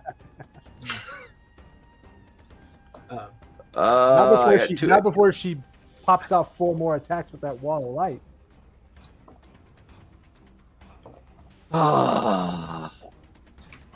But I could also spend an AP to float through both Professor. Oh, I could do that. I could float. Oh, yeah. So Professor, give me a con save. Eritrea, give me a con save. What was that? 15 plus 9, 24. He will move through you, but you take no damage because you made the save. Eritrea, go ahead and give me a con save. Oh, you're muted. So he should. I got an 8. Well, it probably doesn't make a difference then. You do have an inspiration, and I think because I don't have the incapacitated condition, you do still technically get a +5 to your save. I think unconscious is incapacitated. I think. Well, it says an incapacitated creature can't take actions or reactions, which I guess is technically true of me while I am down. Well, if it says, well, hold on a sec here, It because it has. specifically says incapacitated, which I think is kind of weird. Well, you have the unconscious condition. You experience the following effects: you're inert. What a strange thing to say. Yeah, you have the incapacitated and prone condition. Okay. So it says in unconsciousness that you're incapacitated and prone. All right. So not worth it to do the inspiration then. You're inert, so you won't react to the floating electrons around you, right? So because he floats by you, you can make a con save, Melody, because he's going to float through you. Twist made hers, so she took no damage. I got an 18. Yep, you're good. You take no damage. All right. He's going to use 1 AP to float, and then he's going to use his last AP to float and get into base with Karina. Karina, give me a con. Oh, yeah, I got to make a save for Wall of Light. And Wall of Light is a con save? Constitution. That is 11 plus 7 is an 18. That saves Minus the half D6. damage. So that's Minus half the D6. Oh, that's right. Minus the D6. Minus the D6. I'm going to rule the hell out of that. Yes. So I rolled an 18 minus 1. So that's still going to be a 17. So he'll still take half damage. Oh, okay, half damage. So roll for damage. He'll take half damage. Half Well, of wait. 20. Is Wall of Light radiant damage? It is Yeah. radiant, Oh, right. So it's Oh, 21 times 2. which is just 21 because it would have been half. Correct. So he takes 21. So he's got 21 hit points left. Fucker. And he moves into base with you, Karina. So you have to make a Constitution save, as you're now enveloped by the cold air.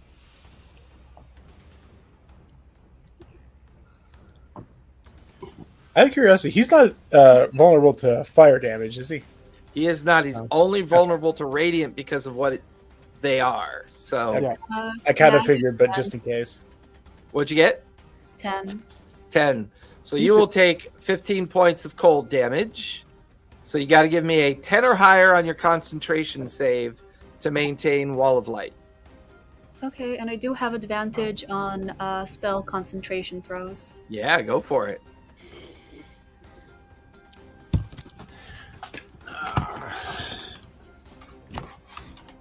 Uh, 12.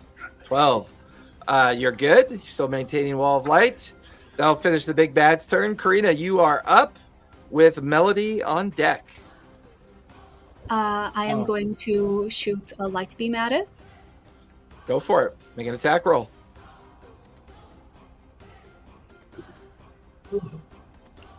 That is a 23. 23 roll hit. Roll for damage. Looking That for a 22. Yep. 18 times 2. That's 18 36 times 2. points of radiant Hey, nice noise. There were some people getting nervous there. Only about 5 of us. Because it was like so many people were down. Yeah. There were some nerves going on there. So you guys watch as well. Only No, we don't Professor gotta make- and Eritrea watches. Everyone else is dirt napping. Professor and Eritrea see these beams of light come ricocheting off the wall of light, slam into the backside of the avatar.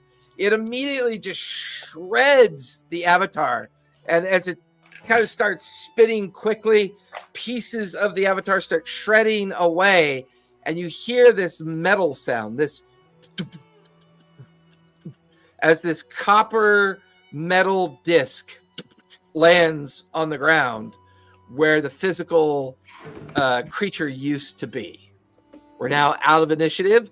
Everybody who's currently down, I do need a death save. So I need a death save from Forn, and I need a death save from Melody. 10. Tam got a natural 20, so he is conscious with 1 hit point.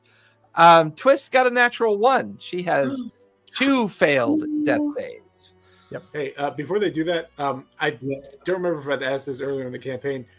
I know we did this last campaign, but I have a spell that requires 10 minutes prep. Can we just say that that's part of my like daily routine. It's like I just do that and I prep it for later use. I can only What's use the it once. spell, fancy pants? Was Prayer of Healing. I can only Yeah, I use would it once. imagine every morning you're waking up and praying, which will prep the spell. Yeah, just give me a casting roll. Make sure it goes off. That's spell attack modifier. Correct. Again. Okay, thank God. That's a 12. You guys have been rolling on the border of those casting rolls today. So everybody takes gets the 5 people near me. Sorry, you're too far away for this, but they all get 3d8 hit points back. Which Go for it. I'm just gonna roll on this because d8s because I only have 1 d8 with me right now. I don't want to do that 3 times. Yeah, it's not too bad. Everybody gets 15 points of damage back. Good. Sorry, Karina, except for you. Wow. Too far away. I can't believe being a Yeah, coward it does- finally caught up with me. Yeah, it does have a range of only 30 feet. So Guys, I'm watch sorry. Oh wait, guys 30 watch feet. his- So I'm down still. Sorry. Yeah, Foreign is still down. Yep. I'm more than 30 feet away from it. But I rolled I a 10 on my have- first save, so I have mass healing word, which is 60 feet. Yeah, that would allow Karina to get closer. You could position yourself so that Foreign would be affected. But Foreign, give me a final death save as before Eritrea Final makes his death casting save. roll. that's a 3. So that's one Oh. fail. That's- I'm 1 and 1. So Yep, 1 success, 1 fail. Eritrea, give me a casting roll for prayer. Or No. no. No. Oh God, what do you get? What do Sword, you you get? should have put the I sword rolled away a first. 2, No. so it gives me a 10, and I was gonna roll at a 5th level. You can. So, Woo-hoo. you can use your For bardic inspiration. inspiration. You do have It's a inspiration. so what is that? A D4? It's a D6. D6. You just need a 3. So that's I rolled a 2. Oh, come on. Oh my gosh, If I love goes it. out, this is kind of worth it because he did cause it. And you're Right. divine. You're divine magic. Go ahead and give me a D100 if you would, please. 27. Probably good. Oh my god. 27. Ooh, that's low. It is. Maybe he Just turns into missed a 1. Just missed a 1 on this D100. Oh, you got lucky though. It's called Blazing Beacon. Undead and fiends within 60 feet of you gain advantage on all attacks against you for the next minute. So no negative effects this time. Luckily, you weren't attacking any undead or fiends. Unfortunately, the spell does not go off. So if you want to try again, you can try again. Yeah, I want to try again. Foreign, give me another death save since he's. wait. I will. I rolled a sprint- I am 15. sprinting I rolled a towards 15. Warren. I can get to him in 1 round. I rolled also I'm hid. scared of dying. So like Melanie goes sprinting towards Foreign, I'm Karina running. comes sprinting down the hallway, right? Technically, Tam runs over I to hid, Twist. though. I hid, got a though, 23 before on this roll. I got a 23 on this roll. But I hid before I. Oh, you I hit. had So, well, how good did you hide? Like a 22? a 24. Oh, yeah. Yeah, it was a It was a pretty 22. good hide. Yeah. 22. Yeah. Yeah. I'm not invisible, but I hid when I ran off. So So Well, I got. Go ahead and roll, Eritrea. I did. So I passed this roll, and it's Yep. 21 points of. So everybody gets 21 hit points back. yay! But Foreign, I'm just gonna say, if you failed that death save, Scrat would be really mad because you'd be the rat that died in the wall, sticking up the place, and that is Yeah. his job. Yeah. Yeah. All right. Oh, fuck. All right. Oh, what the fuck? Oh, like Ford comes walking out from the side of the thing, like he looks like shit.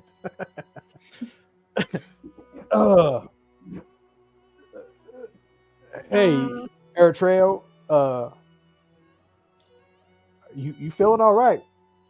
I feel fantastic actually, but You, for I the mean, sake we're of, all. yeah, but I feel kind of invincible, but not crazy.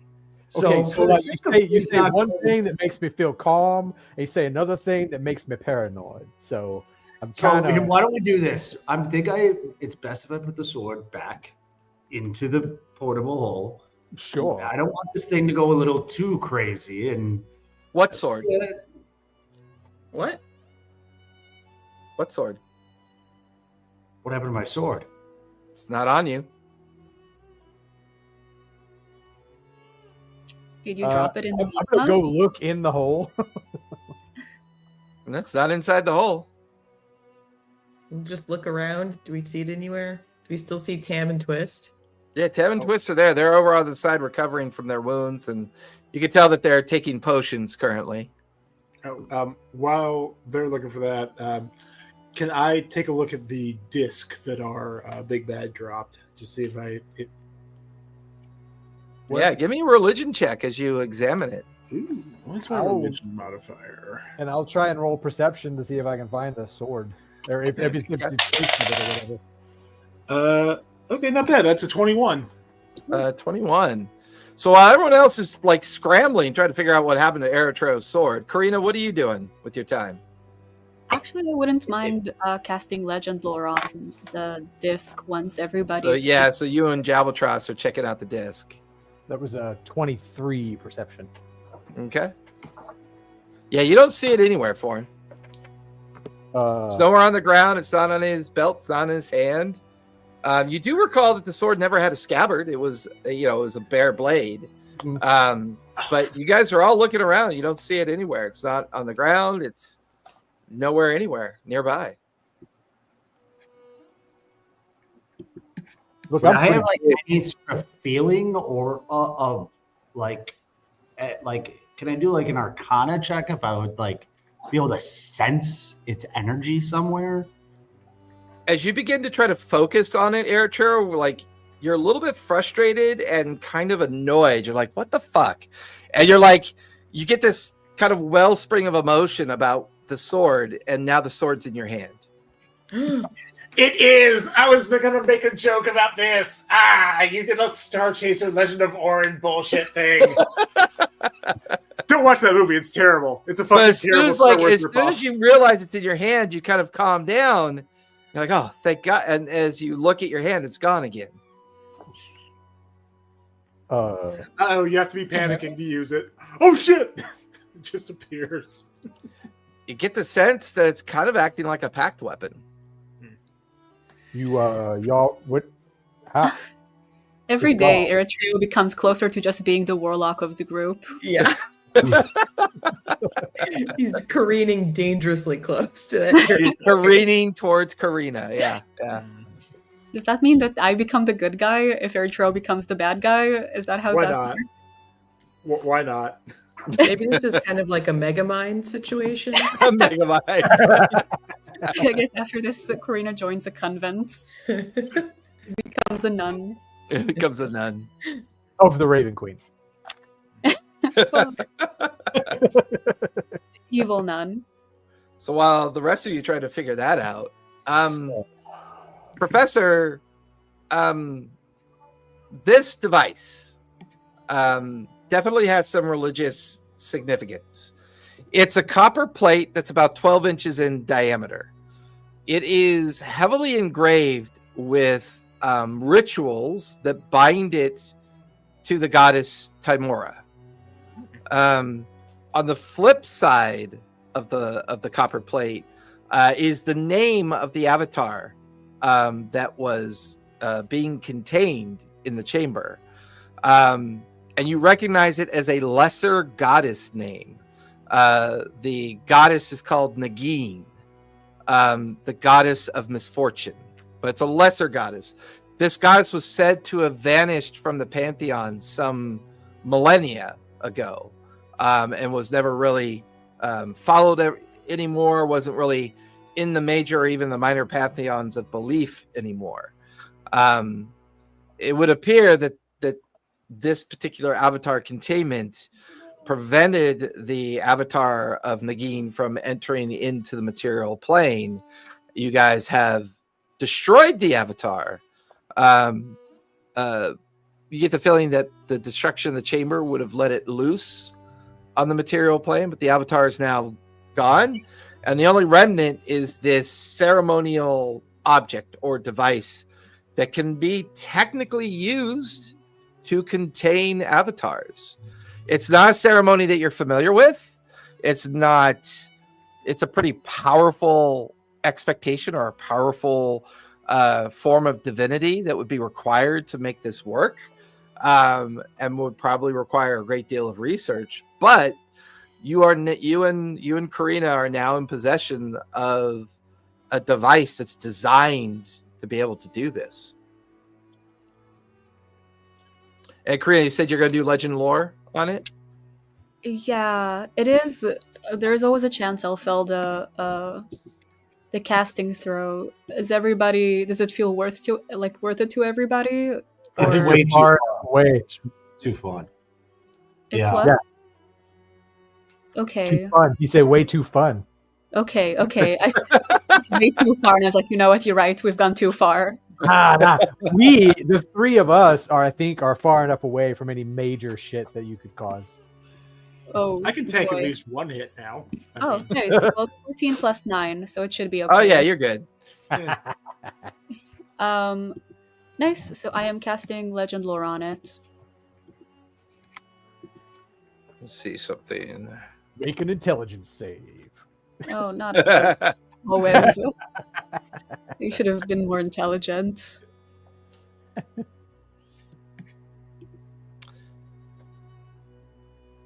As you cast legend lore on it, you are pulled into a vision. You are watching a vast, empty cliffside space. The cliffside space looks familiar to you. Absent all of the mines and the tunnels, you're on the outskirts of where King's Fall should actually be. And instead of seeing King's Fall, you just see the kind of cliffs and mountainsides where King's Fall was built into. So you're seeing what looks like what was there before King's Fall was built. And there's a very large, round, kind of carved, almost like an observatory, or similar to what you guys saw in the Oderland Wilds. This kind of, but it's carved directly into the rock. And once again, you can see 9 columns, and you can see the 9 dedications to Tymora. This feels like a Tymora temple, is what it feels like. You could see some kind of cleric carrying the copper plate, almost as if an offering, like holding it up in front of them as they are walking into the temple. And as they're walking in, there's this chant that's kind of oscillating through the entrance of the temple, a dedication to Tymora, this chant that's going over and over again. Lying on the ground, wrapped in silver chains, is what you believe the creature must have looked like before it became trapped. You see this blue-skinned, the kind of ash gray kind of sense of it. This feels like this is the physical avatar form that this Ganine took before she was placed inside the sarcophagus. You're witnessing the ritual, the ceremony that takes place. You watch as the ceremony, during its process, they pick up the individual, place her inside of the sarcophagus. They then raise the sarcophagus up on a chain over the chamber pit. They then bring in the corpse of the beholder. They raise it up high up into the temple chamber. And this ritual seems to go back and forth until the two protectorate glyphs are then infused into the base of the chamber. You watch as all of the clerics, priests, and Templars and paladins that fill the entrance to the chamber follow this individual out. And this individual, she is wearing the breastplate of Tymora. That's the only armor that she wears. She carries no weapon. She has long brown hair braided down towards the center of her back. She's got fair skin, green eyes, and you recognize her name through the legend and lore. Her name is Grenna. She goes by the name Priestess Grenna. And she is a individual that lived a very long time ago, and she's a favored of Tymora. Other than that, the legend lore just kind of reveals to you the entirety of the ceremony. When Grenna leads everybody out of the procession, you see a very mysterious individual patiently waiting for the procession to vibe and move away from everybody. This individual is heavily cloaked, and your magic is unable to reveal who they are. You can see that they're part of the ceremony, but you can't see who they are. While the priestess led the ceremony of the containment, which you are now familiar with the ceremony. So the concept of the ceremony is familiar to you because of legend lore. But you watch as this individual raises his hands up into the air, and you recognize the spell Earthquake is cast at a very powerful level, which brings down the entire mountainside cliff atop the temple, and this huge debris field is like spread out all over where the temple used to be. And then the legend lore comes to an end. Can I roll an insight check onto what I've just seen as far as the role of the cloaked figure and why I wasn't able to suss out who they were? What's your passive insight? What if I'm actively thinking about it, though? Well, I mean, is your regular insight... if your passive insight's high enough, you don't need to roll. It's 16. Yeah, that's high enough. I put it at a DC. You get the feeling they were a very powerful wizard. They probably had some kind of protective item on them that prevented legend lore from working. To bring down that whole mountainside like that was a very powerful earthquake spell. Whoever it was definitely a powerful wizard, is the vibe that you would have got from the person. Do I think that the item might have been the ring that I'm currently wearing? No, because Mind Shield behaves a little differently. This would be more of like maybe an immunity effect. Do I know of any powerful wizards that kind of fits that? The only other thing that your insight would have picked up on, their hands were very delicate. Their hands appeared to you like they might have been Sylvan or Elven. So whoever the wizard was, you get the feeling they were Elvish. Huh. And the bringing down the mountain, was it like to stop the process, or was it like part of it? It was part of it. You think that was probably how they sealed the chamber. This would have been over 1,000 years ago. So as this area changed and shifted with the pattern of time and weather, King's Fall was eventually built on top of this mountainscape. This would explain how it made, how it was contained and collapsed. You get the feeling their intent was for no one to ever find it. Okay, I tell everybody all of it, and I think I've already told you guys about the Divini legend lore thing, but I will kind of call attention to that as well. Okay. So you guys are kind of all gathered in the chamber, resting. Technically, I would say during this conversation, you could trigger a short rest if you want to. Oh, nice. Yay. All right. Could I just kind of pick up the disc and just use my feather of commune and just ask Remnus, like, hey, is this related to the missing part of your soul that apparently I'm to find all of a sudden? You get a sense of cold wind blowing around you, and you hear the whispered eagle go, "No." You're remarkably unhelpful. You know that? You feel a warm breeze. Yes. Just fully hand on my face. Just like, oh. Dragging it across my beak. Like, oh. It's okay. It's okay. It's okay. I mean, I think you get 3 questions for commune.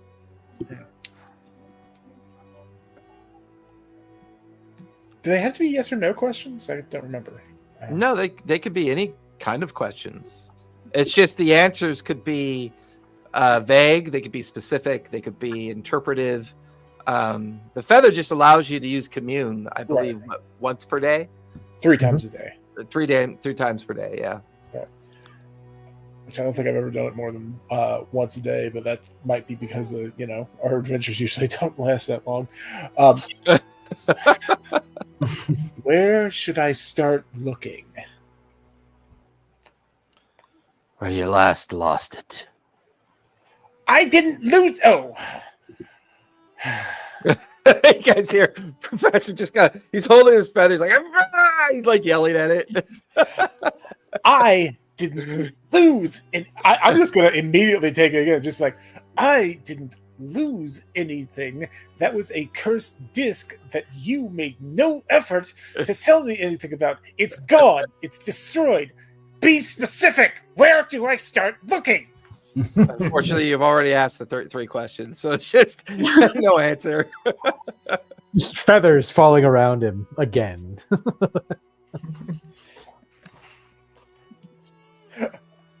You got plenty of pillows.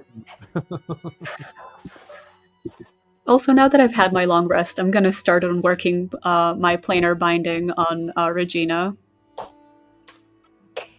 Yeah, unfortunately, Regina couldn't fight. She was just standing up against the wall, patiently waiting, watching you guys fight, because the effect that Melody had put on her, she had to behave as if she was plantarly bound. So all she could do was just stand there and watch you guys fight.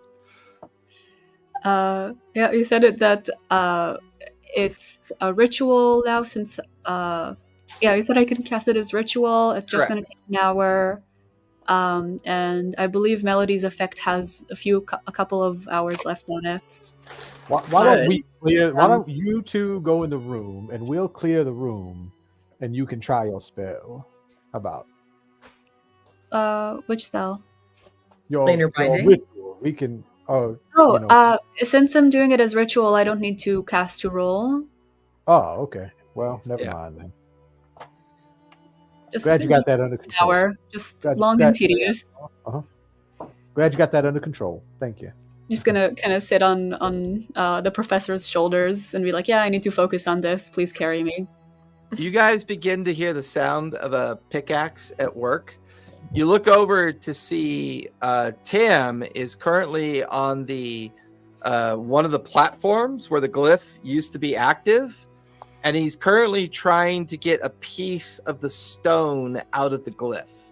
And his hands are trembling, and he's wide-eyed, and he is kind of lost in what he's doing.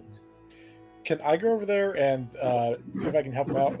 My maul was originally supposed to be a rock hammer for excavation, so I figure this is kind of my wheelhouse. Hey, Tam, you all right over there? Glimstone. This is Glimstone. Whoever built these wards used Glimstone. I'm almost certain of it. And he's like, you watch as Professor Jalbatros moves over, and Professor's like loosening some of the stone around the glyphs, and he pulls out like the first shard of the magical rock that was in the glyph. And he holds it up, he puts his lantern up and he holds up to it. And as soon as the light refracts into the stone, there's this cascade of almost like a kaleidoscope of light that casts away, and it kind of like oscillates in the chamber. And there's even though the glyph's no longer active, the shard, you could see a very light kind of tiny shimmer inside the shard.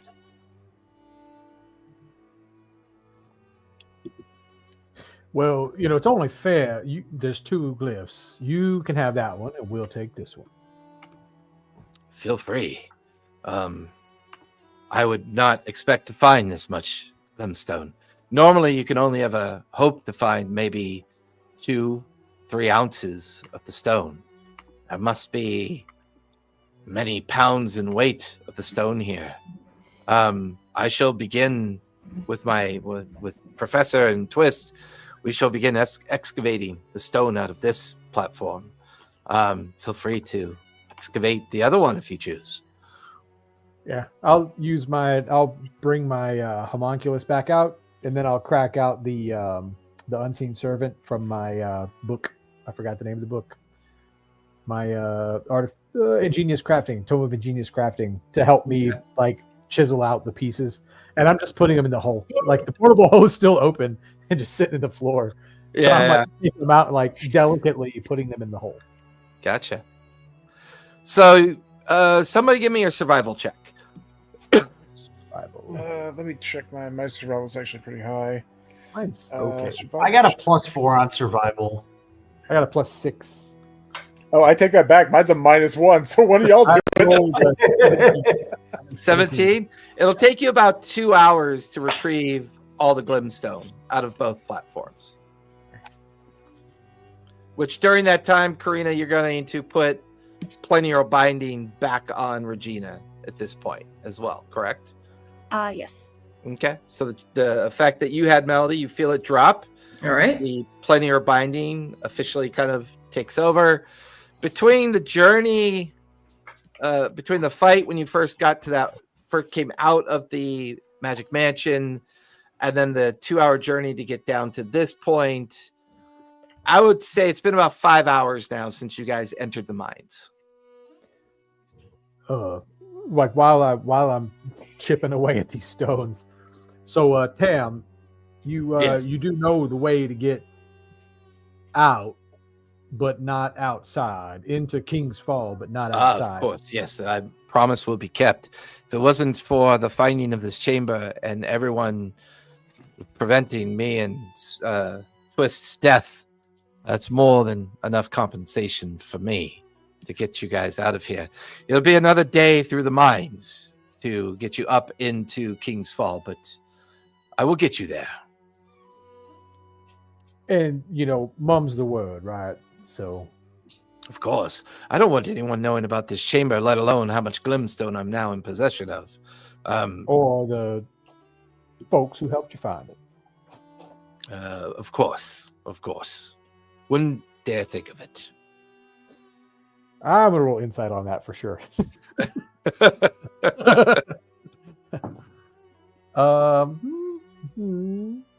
Not great, but not. I mean, I have an okay insight though, so that's a 12. He is overly. Or Treo. That's true. Oh, add a D4 to that. Yeah, let's try. I would That's say 15. Yeah, I would say you're picking up on his obsession with glimstone. You get the feeling that he would probably sell Twist for enough glimstone, but he's just being a little bit glib in his response because he's not really paying that much attention as he's focused on retrieving as much of the glimstone as possible. He is obsessed with it at this point. I think we could probably kick him in the hole there, and he wouldn't even understand that I was talking about that right now. Does he Like, have I say any that reaction to I that? say that like out loud. Yeah, as you say that out loud, Twist moves her face from behind and looks at you with her like little tiefling face. I'm not. I'm just saying the man's obsessed. Well, yeah, this is what he does. Don't worry. I'll see to it. I'll take care of it. Okay. What are you gonna do with this stuff? Well, he kind of makes it into things. He uses it to kind of make artifacts and powerful items and magic items. And although he's never used glintstone before, he's always used like real expensive gems like diamonds and emeralds and rubies, where he takes those to a wizard friend of his who infuses it with arcane power, and then he takes those back and he puts them into either a weapon or a toy or a trinket or a piece of jewelry, and then he creates magic within those items. But he doesn't have any special plans for the Glimstone? There isn't like some big project he's working on? I don't know. Maybe. I mean, you'd have to think far enough ahead to come down in this crazy place to risk life and limb over this stuff. But I mean, I do it because it's fun, and he's a really good cook, and I like hanging out with the wizard that he hangs out with. He's kind of cool too. What magical race is that wizard? Oh, I think he's an elf. Interesting. I'm gonna kind of do minor illusion of the figure I saw. I know it's like just the hands, but do those hands look familiar? She's like, well, that's creepy. How am I supposed to know someone by their hands? I mean, what do you do for a living? I'm just checking. Does the heights look more or less okay? Independently will They be. wear a mysterious Let's robe. see. 6'1" elven hands in a robe. It looks like about every elf I've ever met. Yeah, you're right. How? Sorry. I'm on your same track. Do you have any idea how old this elf is? I mean, it's really hard to tell how old elves are. I mean, I get it. Elves are old, but do they look even old for an elf? Well, I mean, Tam refers to him as kind of an older guy, but it's kind of hard to tell. I mean, he seems like he'd be older. He's like super serious all the time. Like I pick up a jar and That's kind this of telekinetic hand comes over and smacks my hand, tells me not to play with jars and of stuff. And I mean, look, if you're over the age of 20, you're old. So I would say he's old. What? Man, that's painful. What's that? Does he have a name? Yeah, Dormer. Dorma. That was especially not cool given today's event storytelling. Not cool, man. They refer to him as Dormer the Grey. The Grey, you say? Karina is excited because she assumes that he also read Lord of the Rings. I thought she was just looks excited at because you- She just looks at you weirdly. Fight. You get excited over the strangest things. You're weird. I like you. Speaking of, I think I'm gonna go talk to the guy who is mining the stones. Tam. Tam. Tam. Okay. Tam's busy just chipping away, chiseling at the stone platform, little bits of shards coming out. Who's working on the other platform? Me. Foreign? Give me My- sleight of hand as you're doing it. Me, my homunculus, and my I'll say you have advantage because you have helpers. they're all my helpers, but Yeah. Yeah, Sleight no of one hand. else volunteered. it's I have a plus 12, so that's a 26. 26. Okay, so you're doing pretty good so far. Air Trio, give me a charisma save if you would, please. Okay. Is he within 5 feet of me or the professor? No, I'm gonna say he's off contemplating what his blade may possibly be. I feel like that's what he'd be doing. Walking to the edge of the magma hole. That's 10. 10. Okay, good to know. Melody, what are you doing? Because the professor's helping Tam and Karina's over talking to Tam. Twist is now interested in what Foreign's doing because of the conversation that was going back and forth. Doggo! Yeah. Oh my goodness. Playtime. Regina's back in her kind of sedative state. Like she's just like, just kind of just minding her own P's and Q's, staying out of trouble, and kind of following Karina around. What's Melody doing with her time? Yeah. It's a good question. I think she's kind of like not that interested in this mining thing. She gonna talk to Regina again? She could talk to Regina again. Well, Arya's around here too, isn't she? Yeah, maybe I'll just go make sure Arya's okay. Yeah, she remained hidden. You gave her specific instructions not to get in the fight, so Yeah. she stayed with Regina, and you find her kind of over leaning against the wall. She's now fallen into the habit of putting her hand on her stomach whenever she's like thinking about things. So you kind of wander over, and she's a little dirty and sweaty, and from kind of running around and watching the fight take place. And she has that same excited look on her face when you come over, and she's just like, "Oh my God, that was so cool. You've gotten so much better at things." Like, Oh my God, thank you. like, That wasn't and like maybe a little too close. yeah, I don't yeah, usually get knocked down like that. That's more like other people do that. yeah. The pretty boy over there by the pit. What's his name? Eritreo? Eritrea. He gets knocked down a lot, but all the time. did you notice that he got knocked down like 3 times? As no one healed him, he just got back up. Yeah, it's that freaking sword, I think. Sword? What sword? I don't see him with a sword. You didn't see him swinging a big sword around? No, I didn't see it. He has like this weird connection with this evil angel lady, and he keeps saying, Are angels able to be evil? Is that possible? I don't know. This one is like her aesthetic is kind of like goth spooky, and she like sucked Foreign's soul one night, like kind of like a sleep paralysis demon. So I feel like she's evil, and Eritreo keeps saying he's not into her, but it really seems like he's into her because he keeps getting possessed.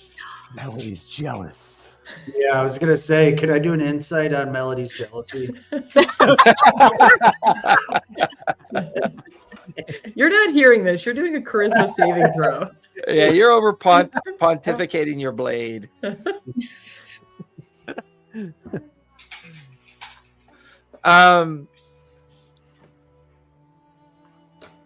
She kind of then switches over to where Foreign is chiseling away at the platform, and then switches. She's looking around, and her eyes just kind of land on Eritreo, who's now just kind of standing there looking at his empty hands, like his hands are rubbing together, and his head is tilted and like staring down into the empty pit, almost just like he's lost in thought. You just get this vibe that he's lost in thought. And Ariana kind of looks at you and goes, "What's the end game, Melody, with all this? I mean, are we going to be on the run forever? I mean, you realize we could all just pick up and go to Rockhaven." We could, but like, I don't know. When I first got here, I was just looking for you, and I was like, Foreign talks constantly about saving the Fae, and I was like, I don't really care about that. But the last couple of months, like, things have been so terrible, and like we're seeing so many Fae in trouble. Like, I just feel like we should fix it if we can. Well, I mean, I think that's kind of the point of Rockhaven, right? I mean, Puck is when she's sober, she's a great person, and she's been helping find hiding spots for all the Fae creatures. I mean, I worry about these Archfey that you guys have talked about, and what their role is on all of this. And look, I know you guys are busy getting ready to fight, but when I looked over, when that creature came out of the pit, like it was moving towards Eritreo, like it intended to like do something, like not kill him, but like it looked like it wanted to do something else. Like it hesitated, didn't strike at him. It didn't go directly at him. It was like, really the fighting started when Professor was like all gung-ho and went running in and did his thing. But I think there's something wrong with Eritrea. Like maybe we should like take him to a person that could like heal his brain or something. I don't know. Do they have that? I don't know. Like who? Well, that's the problem. He's the cleric. Yeah. So he's what do we do? Hey, Eritrea, can you see if your brain's broken? I mean, that doesn't sound very good to say it that way, but I kind of feel like, look, I'm all into gothy hot, but gothy weird hot with and you're saying can angels be evil? Is that possible? I don't know, Arya. I have no idea. She seemed evil. That was the vibe I got. But I always thought angels were like things that come down and do good things, right? That's What about like fallen angels though? oh. Well, I know there's such things as fallen Azamar. I mean, Eritrea's not a fallen Azamar, is he? I Is don't he? think so. That's not what he said. Does he know for sure? But he is. I mean, a lot of times, like I'll listen to you guys in like your conversations, and Mm-hmm. Eritrea is kind of on the edge of kind of knowing his purpose. Yeah, I think there's a lot of stuff he's just not telling us, maybe because he doesn't want to think about it. No, I can't be out here running around with you all the time, Melody. At some Why point, not? I'm gonna be big as a house, and it's gonna be a little bit rough out here. At some point, I got to make my way to Rockhaven. It's the only safe place for me. When do you want to go? Well, my brain's telling me and my emotions are telling me now, Mhm. but I'm also craving cheeseburgers. So, give or take. Give or take. I don't know. But you did notice that his sword wasn't in his hand, right? And you're telling me you saw Yeah. him fighting with a sword. Yeah. I'm telling you that whole fight, I did not see a sword in You his didn't hand. see a sword the whole time? No, I saw Foreign roll out the magic, the magic hole. I saw him jump down and come out with empty hands. And then he was fighting. It was weird. He was like running around like he had a sword in his hand. I didn't see it. Yeah. Yeah, maybe you should get out of here sooner rather than later. I figure once we get you guys into King's Fall, get you settled in, you guys start your little whatever it is you need to get Mhm. done. I'll try and find a caravan that's heading out east and make my way into the Hellcatch. And I know where to find Rockhaven. I know how to. They leave little signets behind, little markers behind, and I've been taught what to look for, so I'm not too worried about it.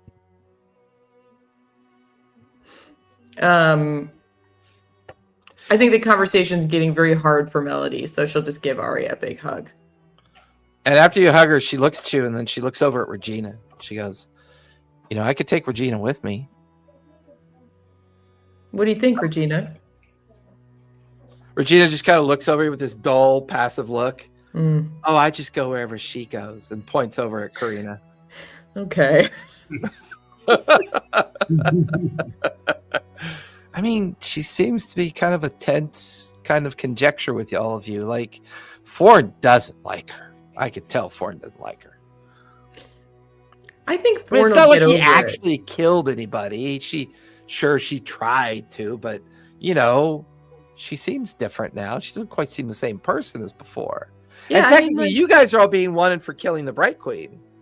Yeah, but that's politics.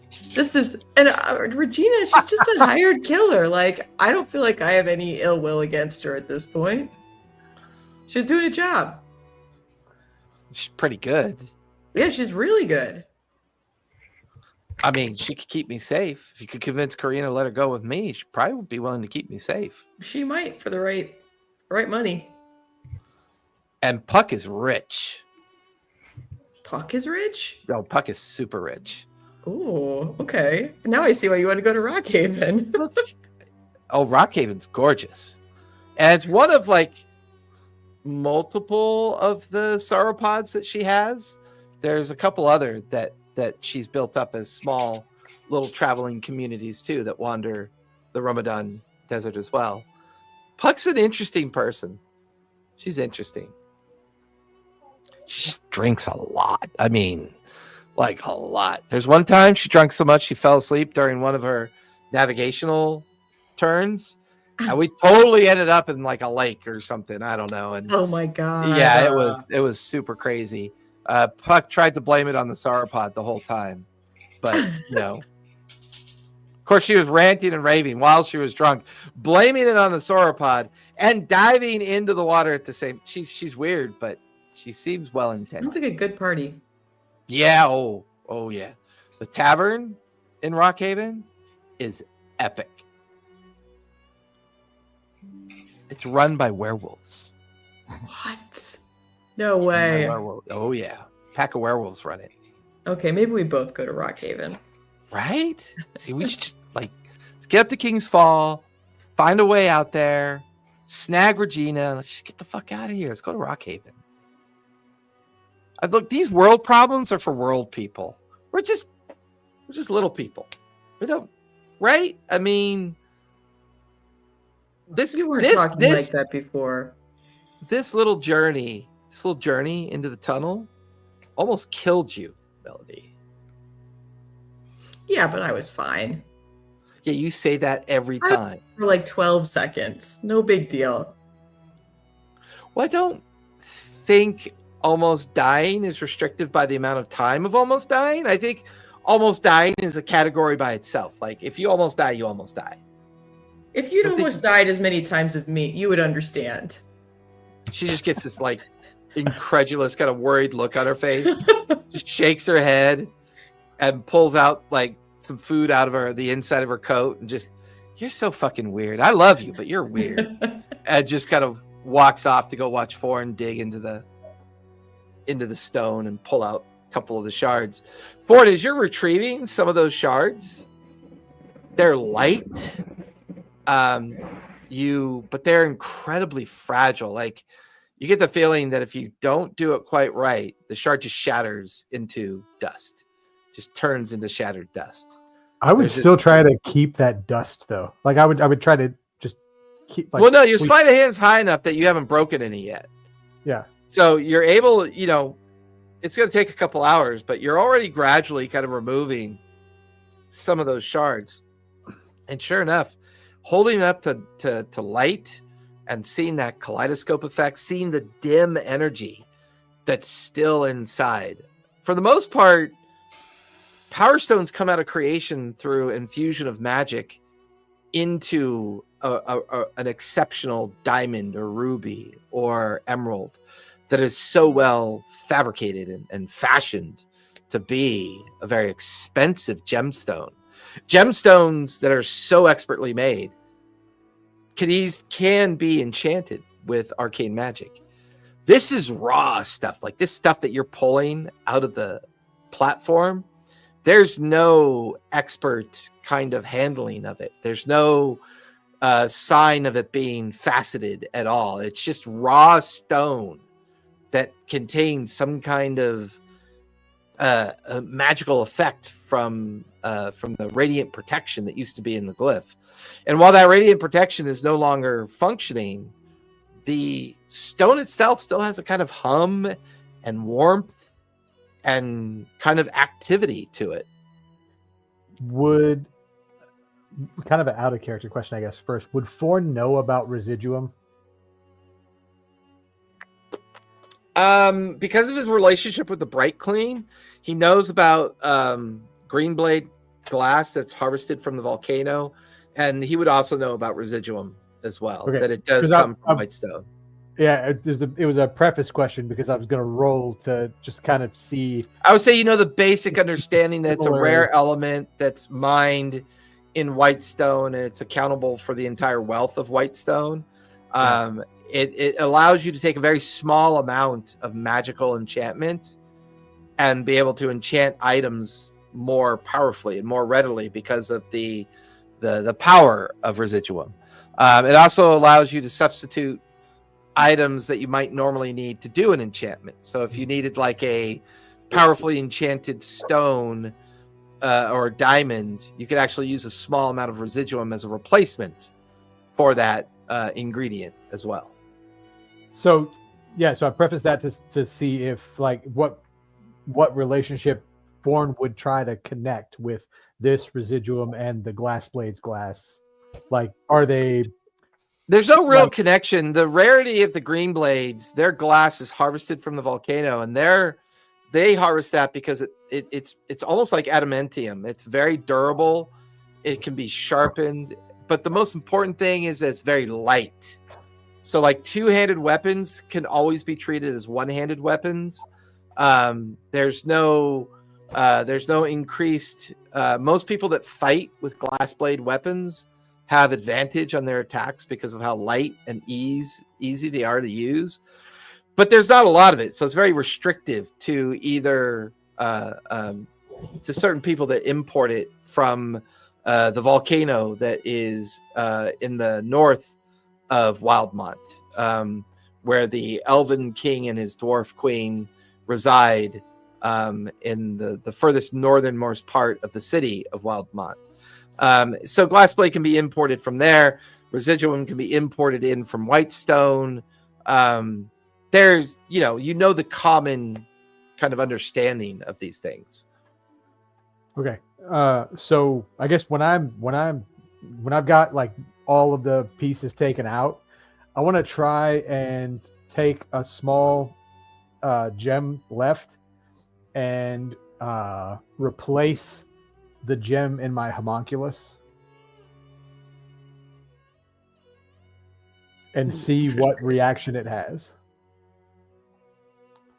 Because I have to use just a gem for the homunculus. All right.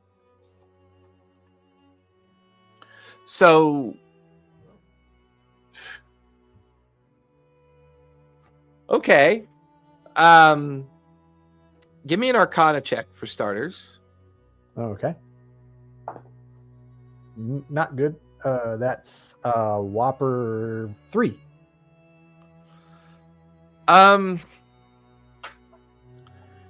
It's a powerful item. You know this. It's not currently like imbued with any enchantments. You get the feeling that the stone has to be imbued with an enchantment of sort to really kind of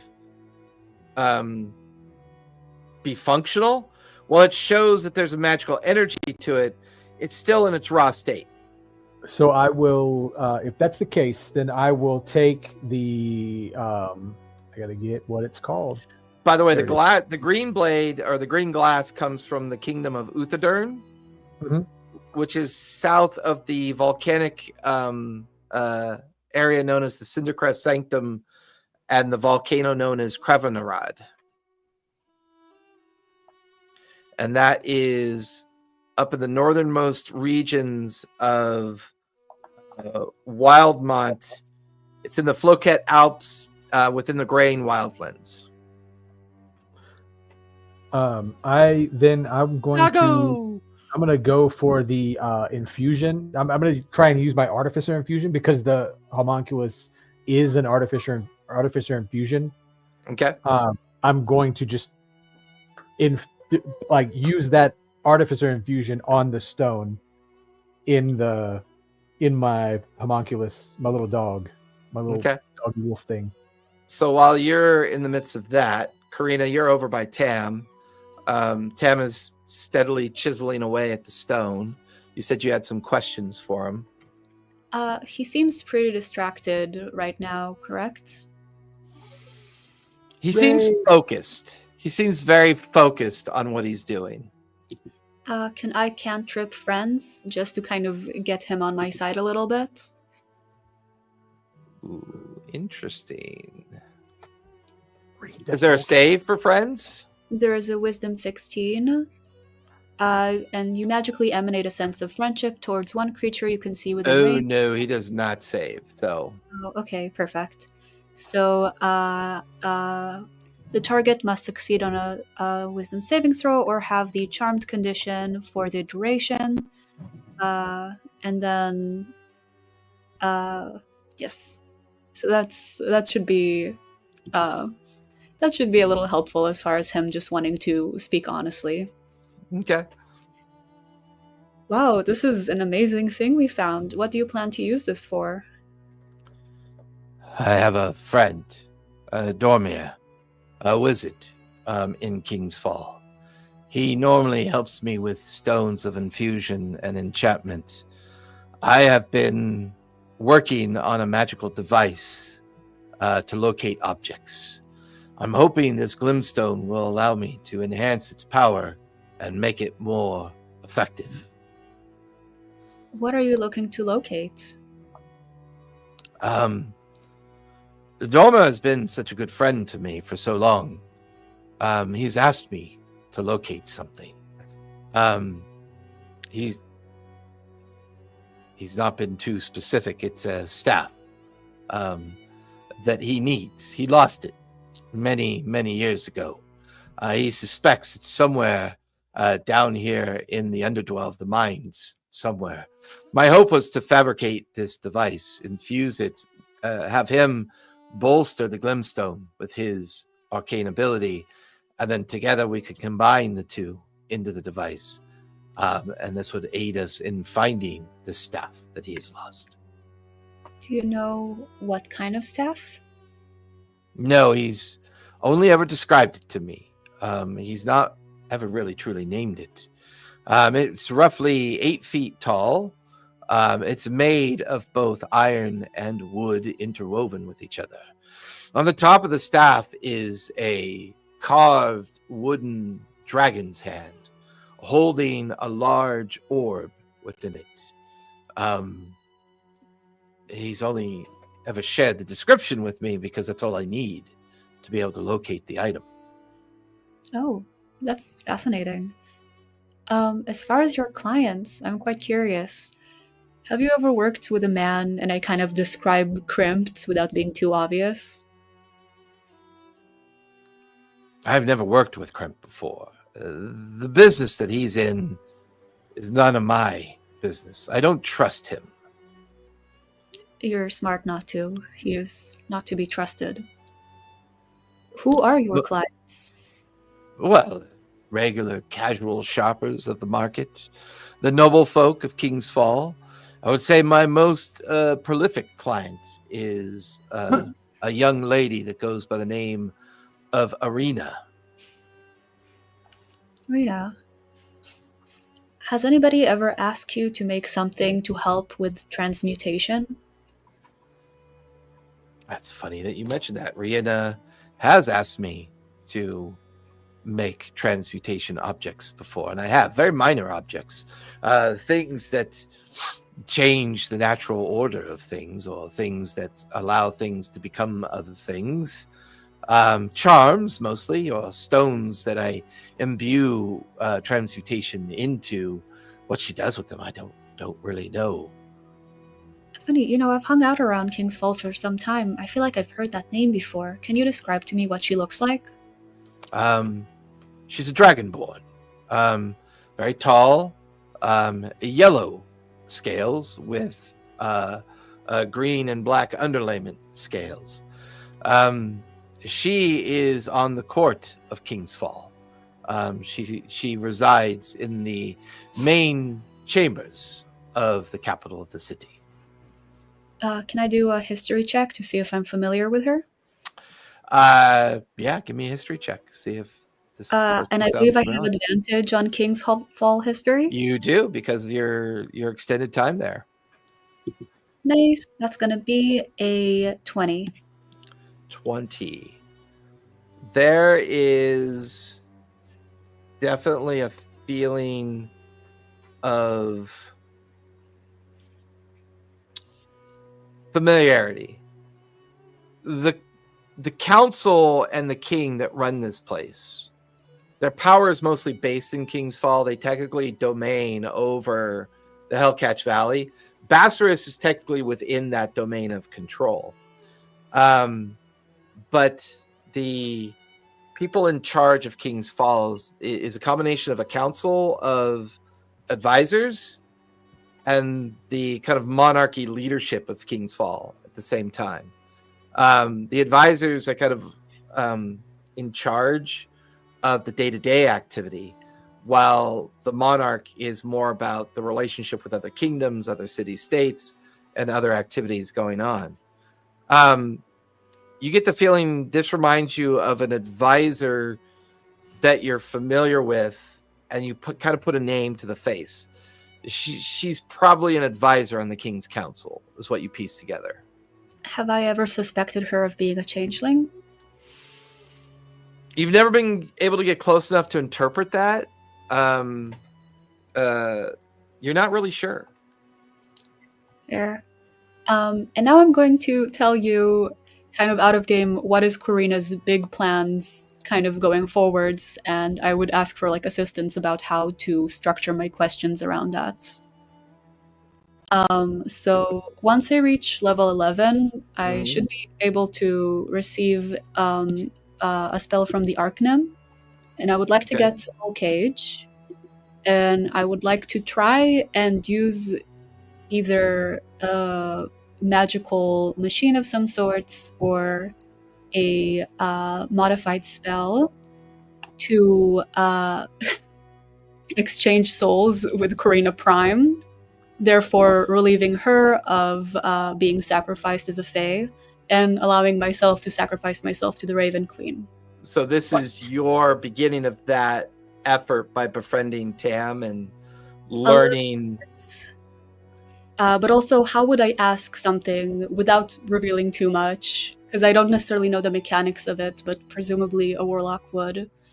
Of how do I use the machinery, the transmutation, and the ability of Soul Cage that can extract a soul. It would definitely feel ceremonial to Karina. You get the feeling the trick is to use Soul Cage on Karina Prime. So you'd put her in the Soul Cage. Then you need something of transmutation properties to move the soul from the cage into yourself, but it should enter a containment vessel first, and then you absorb the containment vessel. You're kind of eyeing Professor Jabatros as you're thinking about this, right? Because he's still got that disc, that copper disc. It's almost as if maybe you could use that copper disc as a way of containment. Oh. Because after all, it could be used to contain an avatar, which is a magical essence of a piece of a god's existence. So it's possible that Soul Cage, maybe some of this Glimstone that Tam is in the midst of harvesting, along with his skill or even the wizard's skill that he knows, could be the beginnings of this approach to your plan. Nice. So I'm going to ask him what his usual rate is, and then I'm going to say I'll double it. You say that to him? Yes. Give me persuasion with advantage. Guys, I'm not going to tell him my plan. I'm just going to ask for a machine using a piece of the Arcanum pertaining to transmutation, but without saying any more of that.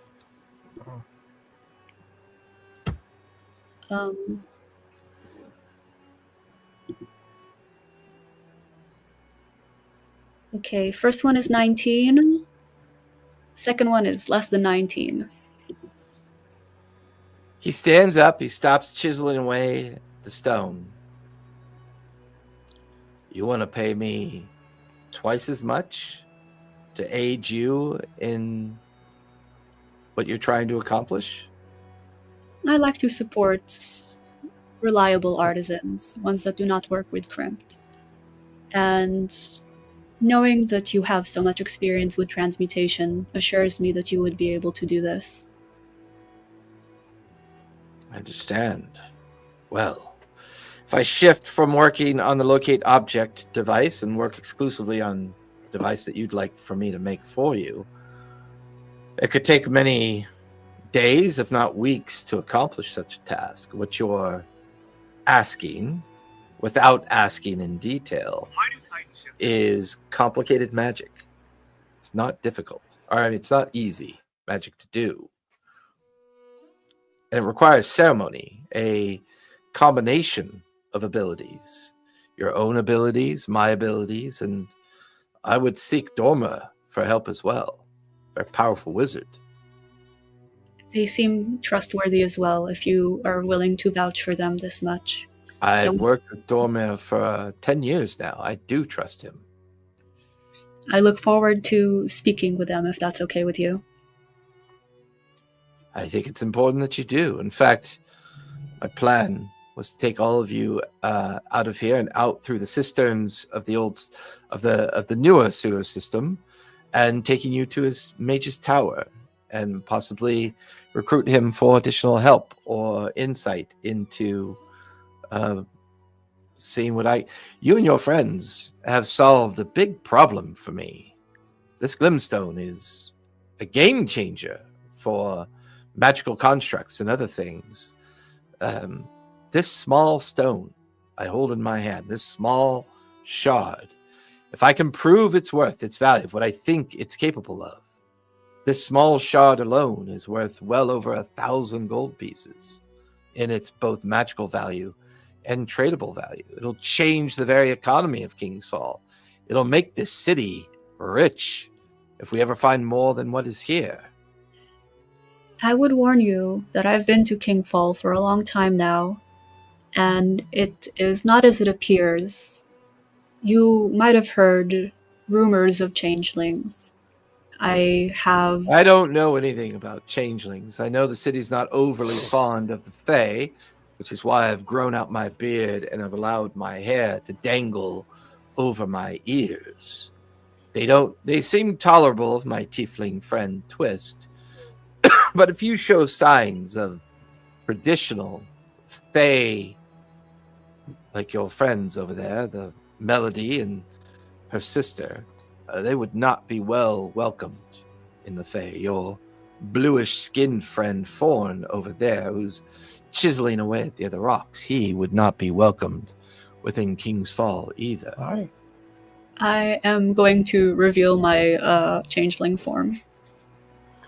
He kind of steps back and looks at you and looks at everyone else who are all busy doing something. I am the only one of this kind here right now, but I can tell you, as a changeling, that I have spied within the kingdom of King's Fall, and I know... He grabs your arm very roughly. He drags you behind a grouping of rocks so no one can see or hear you guys, and he stares at you. He goes, "Are you mad? Why would you reveal yourself like that? Are you with the Covenant?" No, I... Dormir is our leader. Do not lie to me. Are you with the Covenant? I'm actually not.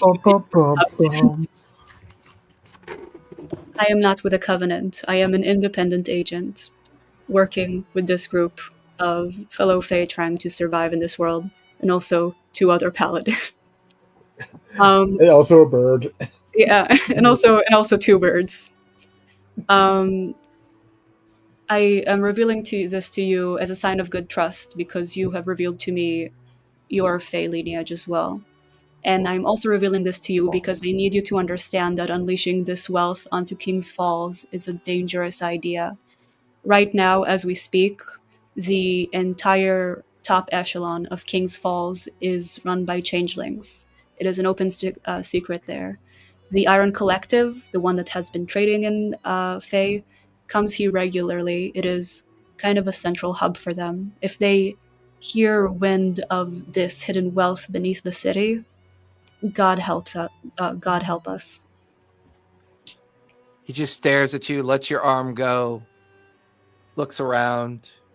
And I will return to being Karina. You kind of return back to being Karina. He looks at you with different eyes. He stares at you very intently. He almost looks a little bit confused. Is he trying to read my mind? He shrugs off what you say. Well, I guess it's not important. And he turns and goes back to the platform and begins chiseling away at the remainder of the stone. Eritrea, as you're over on the edge of the chamber, looking down into the pit, no one else can see it but you. Your thoughts are about the blade. It reappears in your hand, and then it disappears. It reappears in your hand, and then it disappears. You feel a presence next to you. You look over to your left, and it's Davini. She stands alongside you. Well, it would seem that you've taken your first step. I'm glad you made the right choice. Don't worry. Friends, lovers, companions, those people that you know, and they will come and go throughout all of the remainder of your life. But that blade is everything you're ever going to need, Eritrea. That blade now contains a piece of what you are and what your intended path is. Don't ever doubt your purpose. Davini leans in really close. No sense of breath or heat or any kind of understanding that they're there. Melody, you glance over. You don't see anybody there. Just a very focused Eritrea, as if he's just staring down at his empty hands. Davini leans even closer, places her hand on your shoulder, Eritrea, and you feel this warmth, this intense kind of divine light beginning to kind of flow into you. You feel your chest rise and fall with this feeling of power and certainty. There's a dim glow in your eyes that kind of refract off of the nearby darkened walls.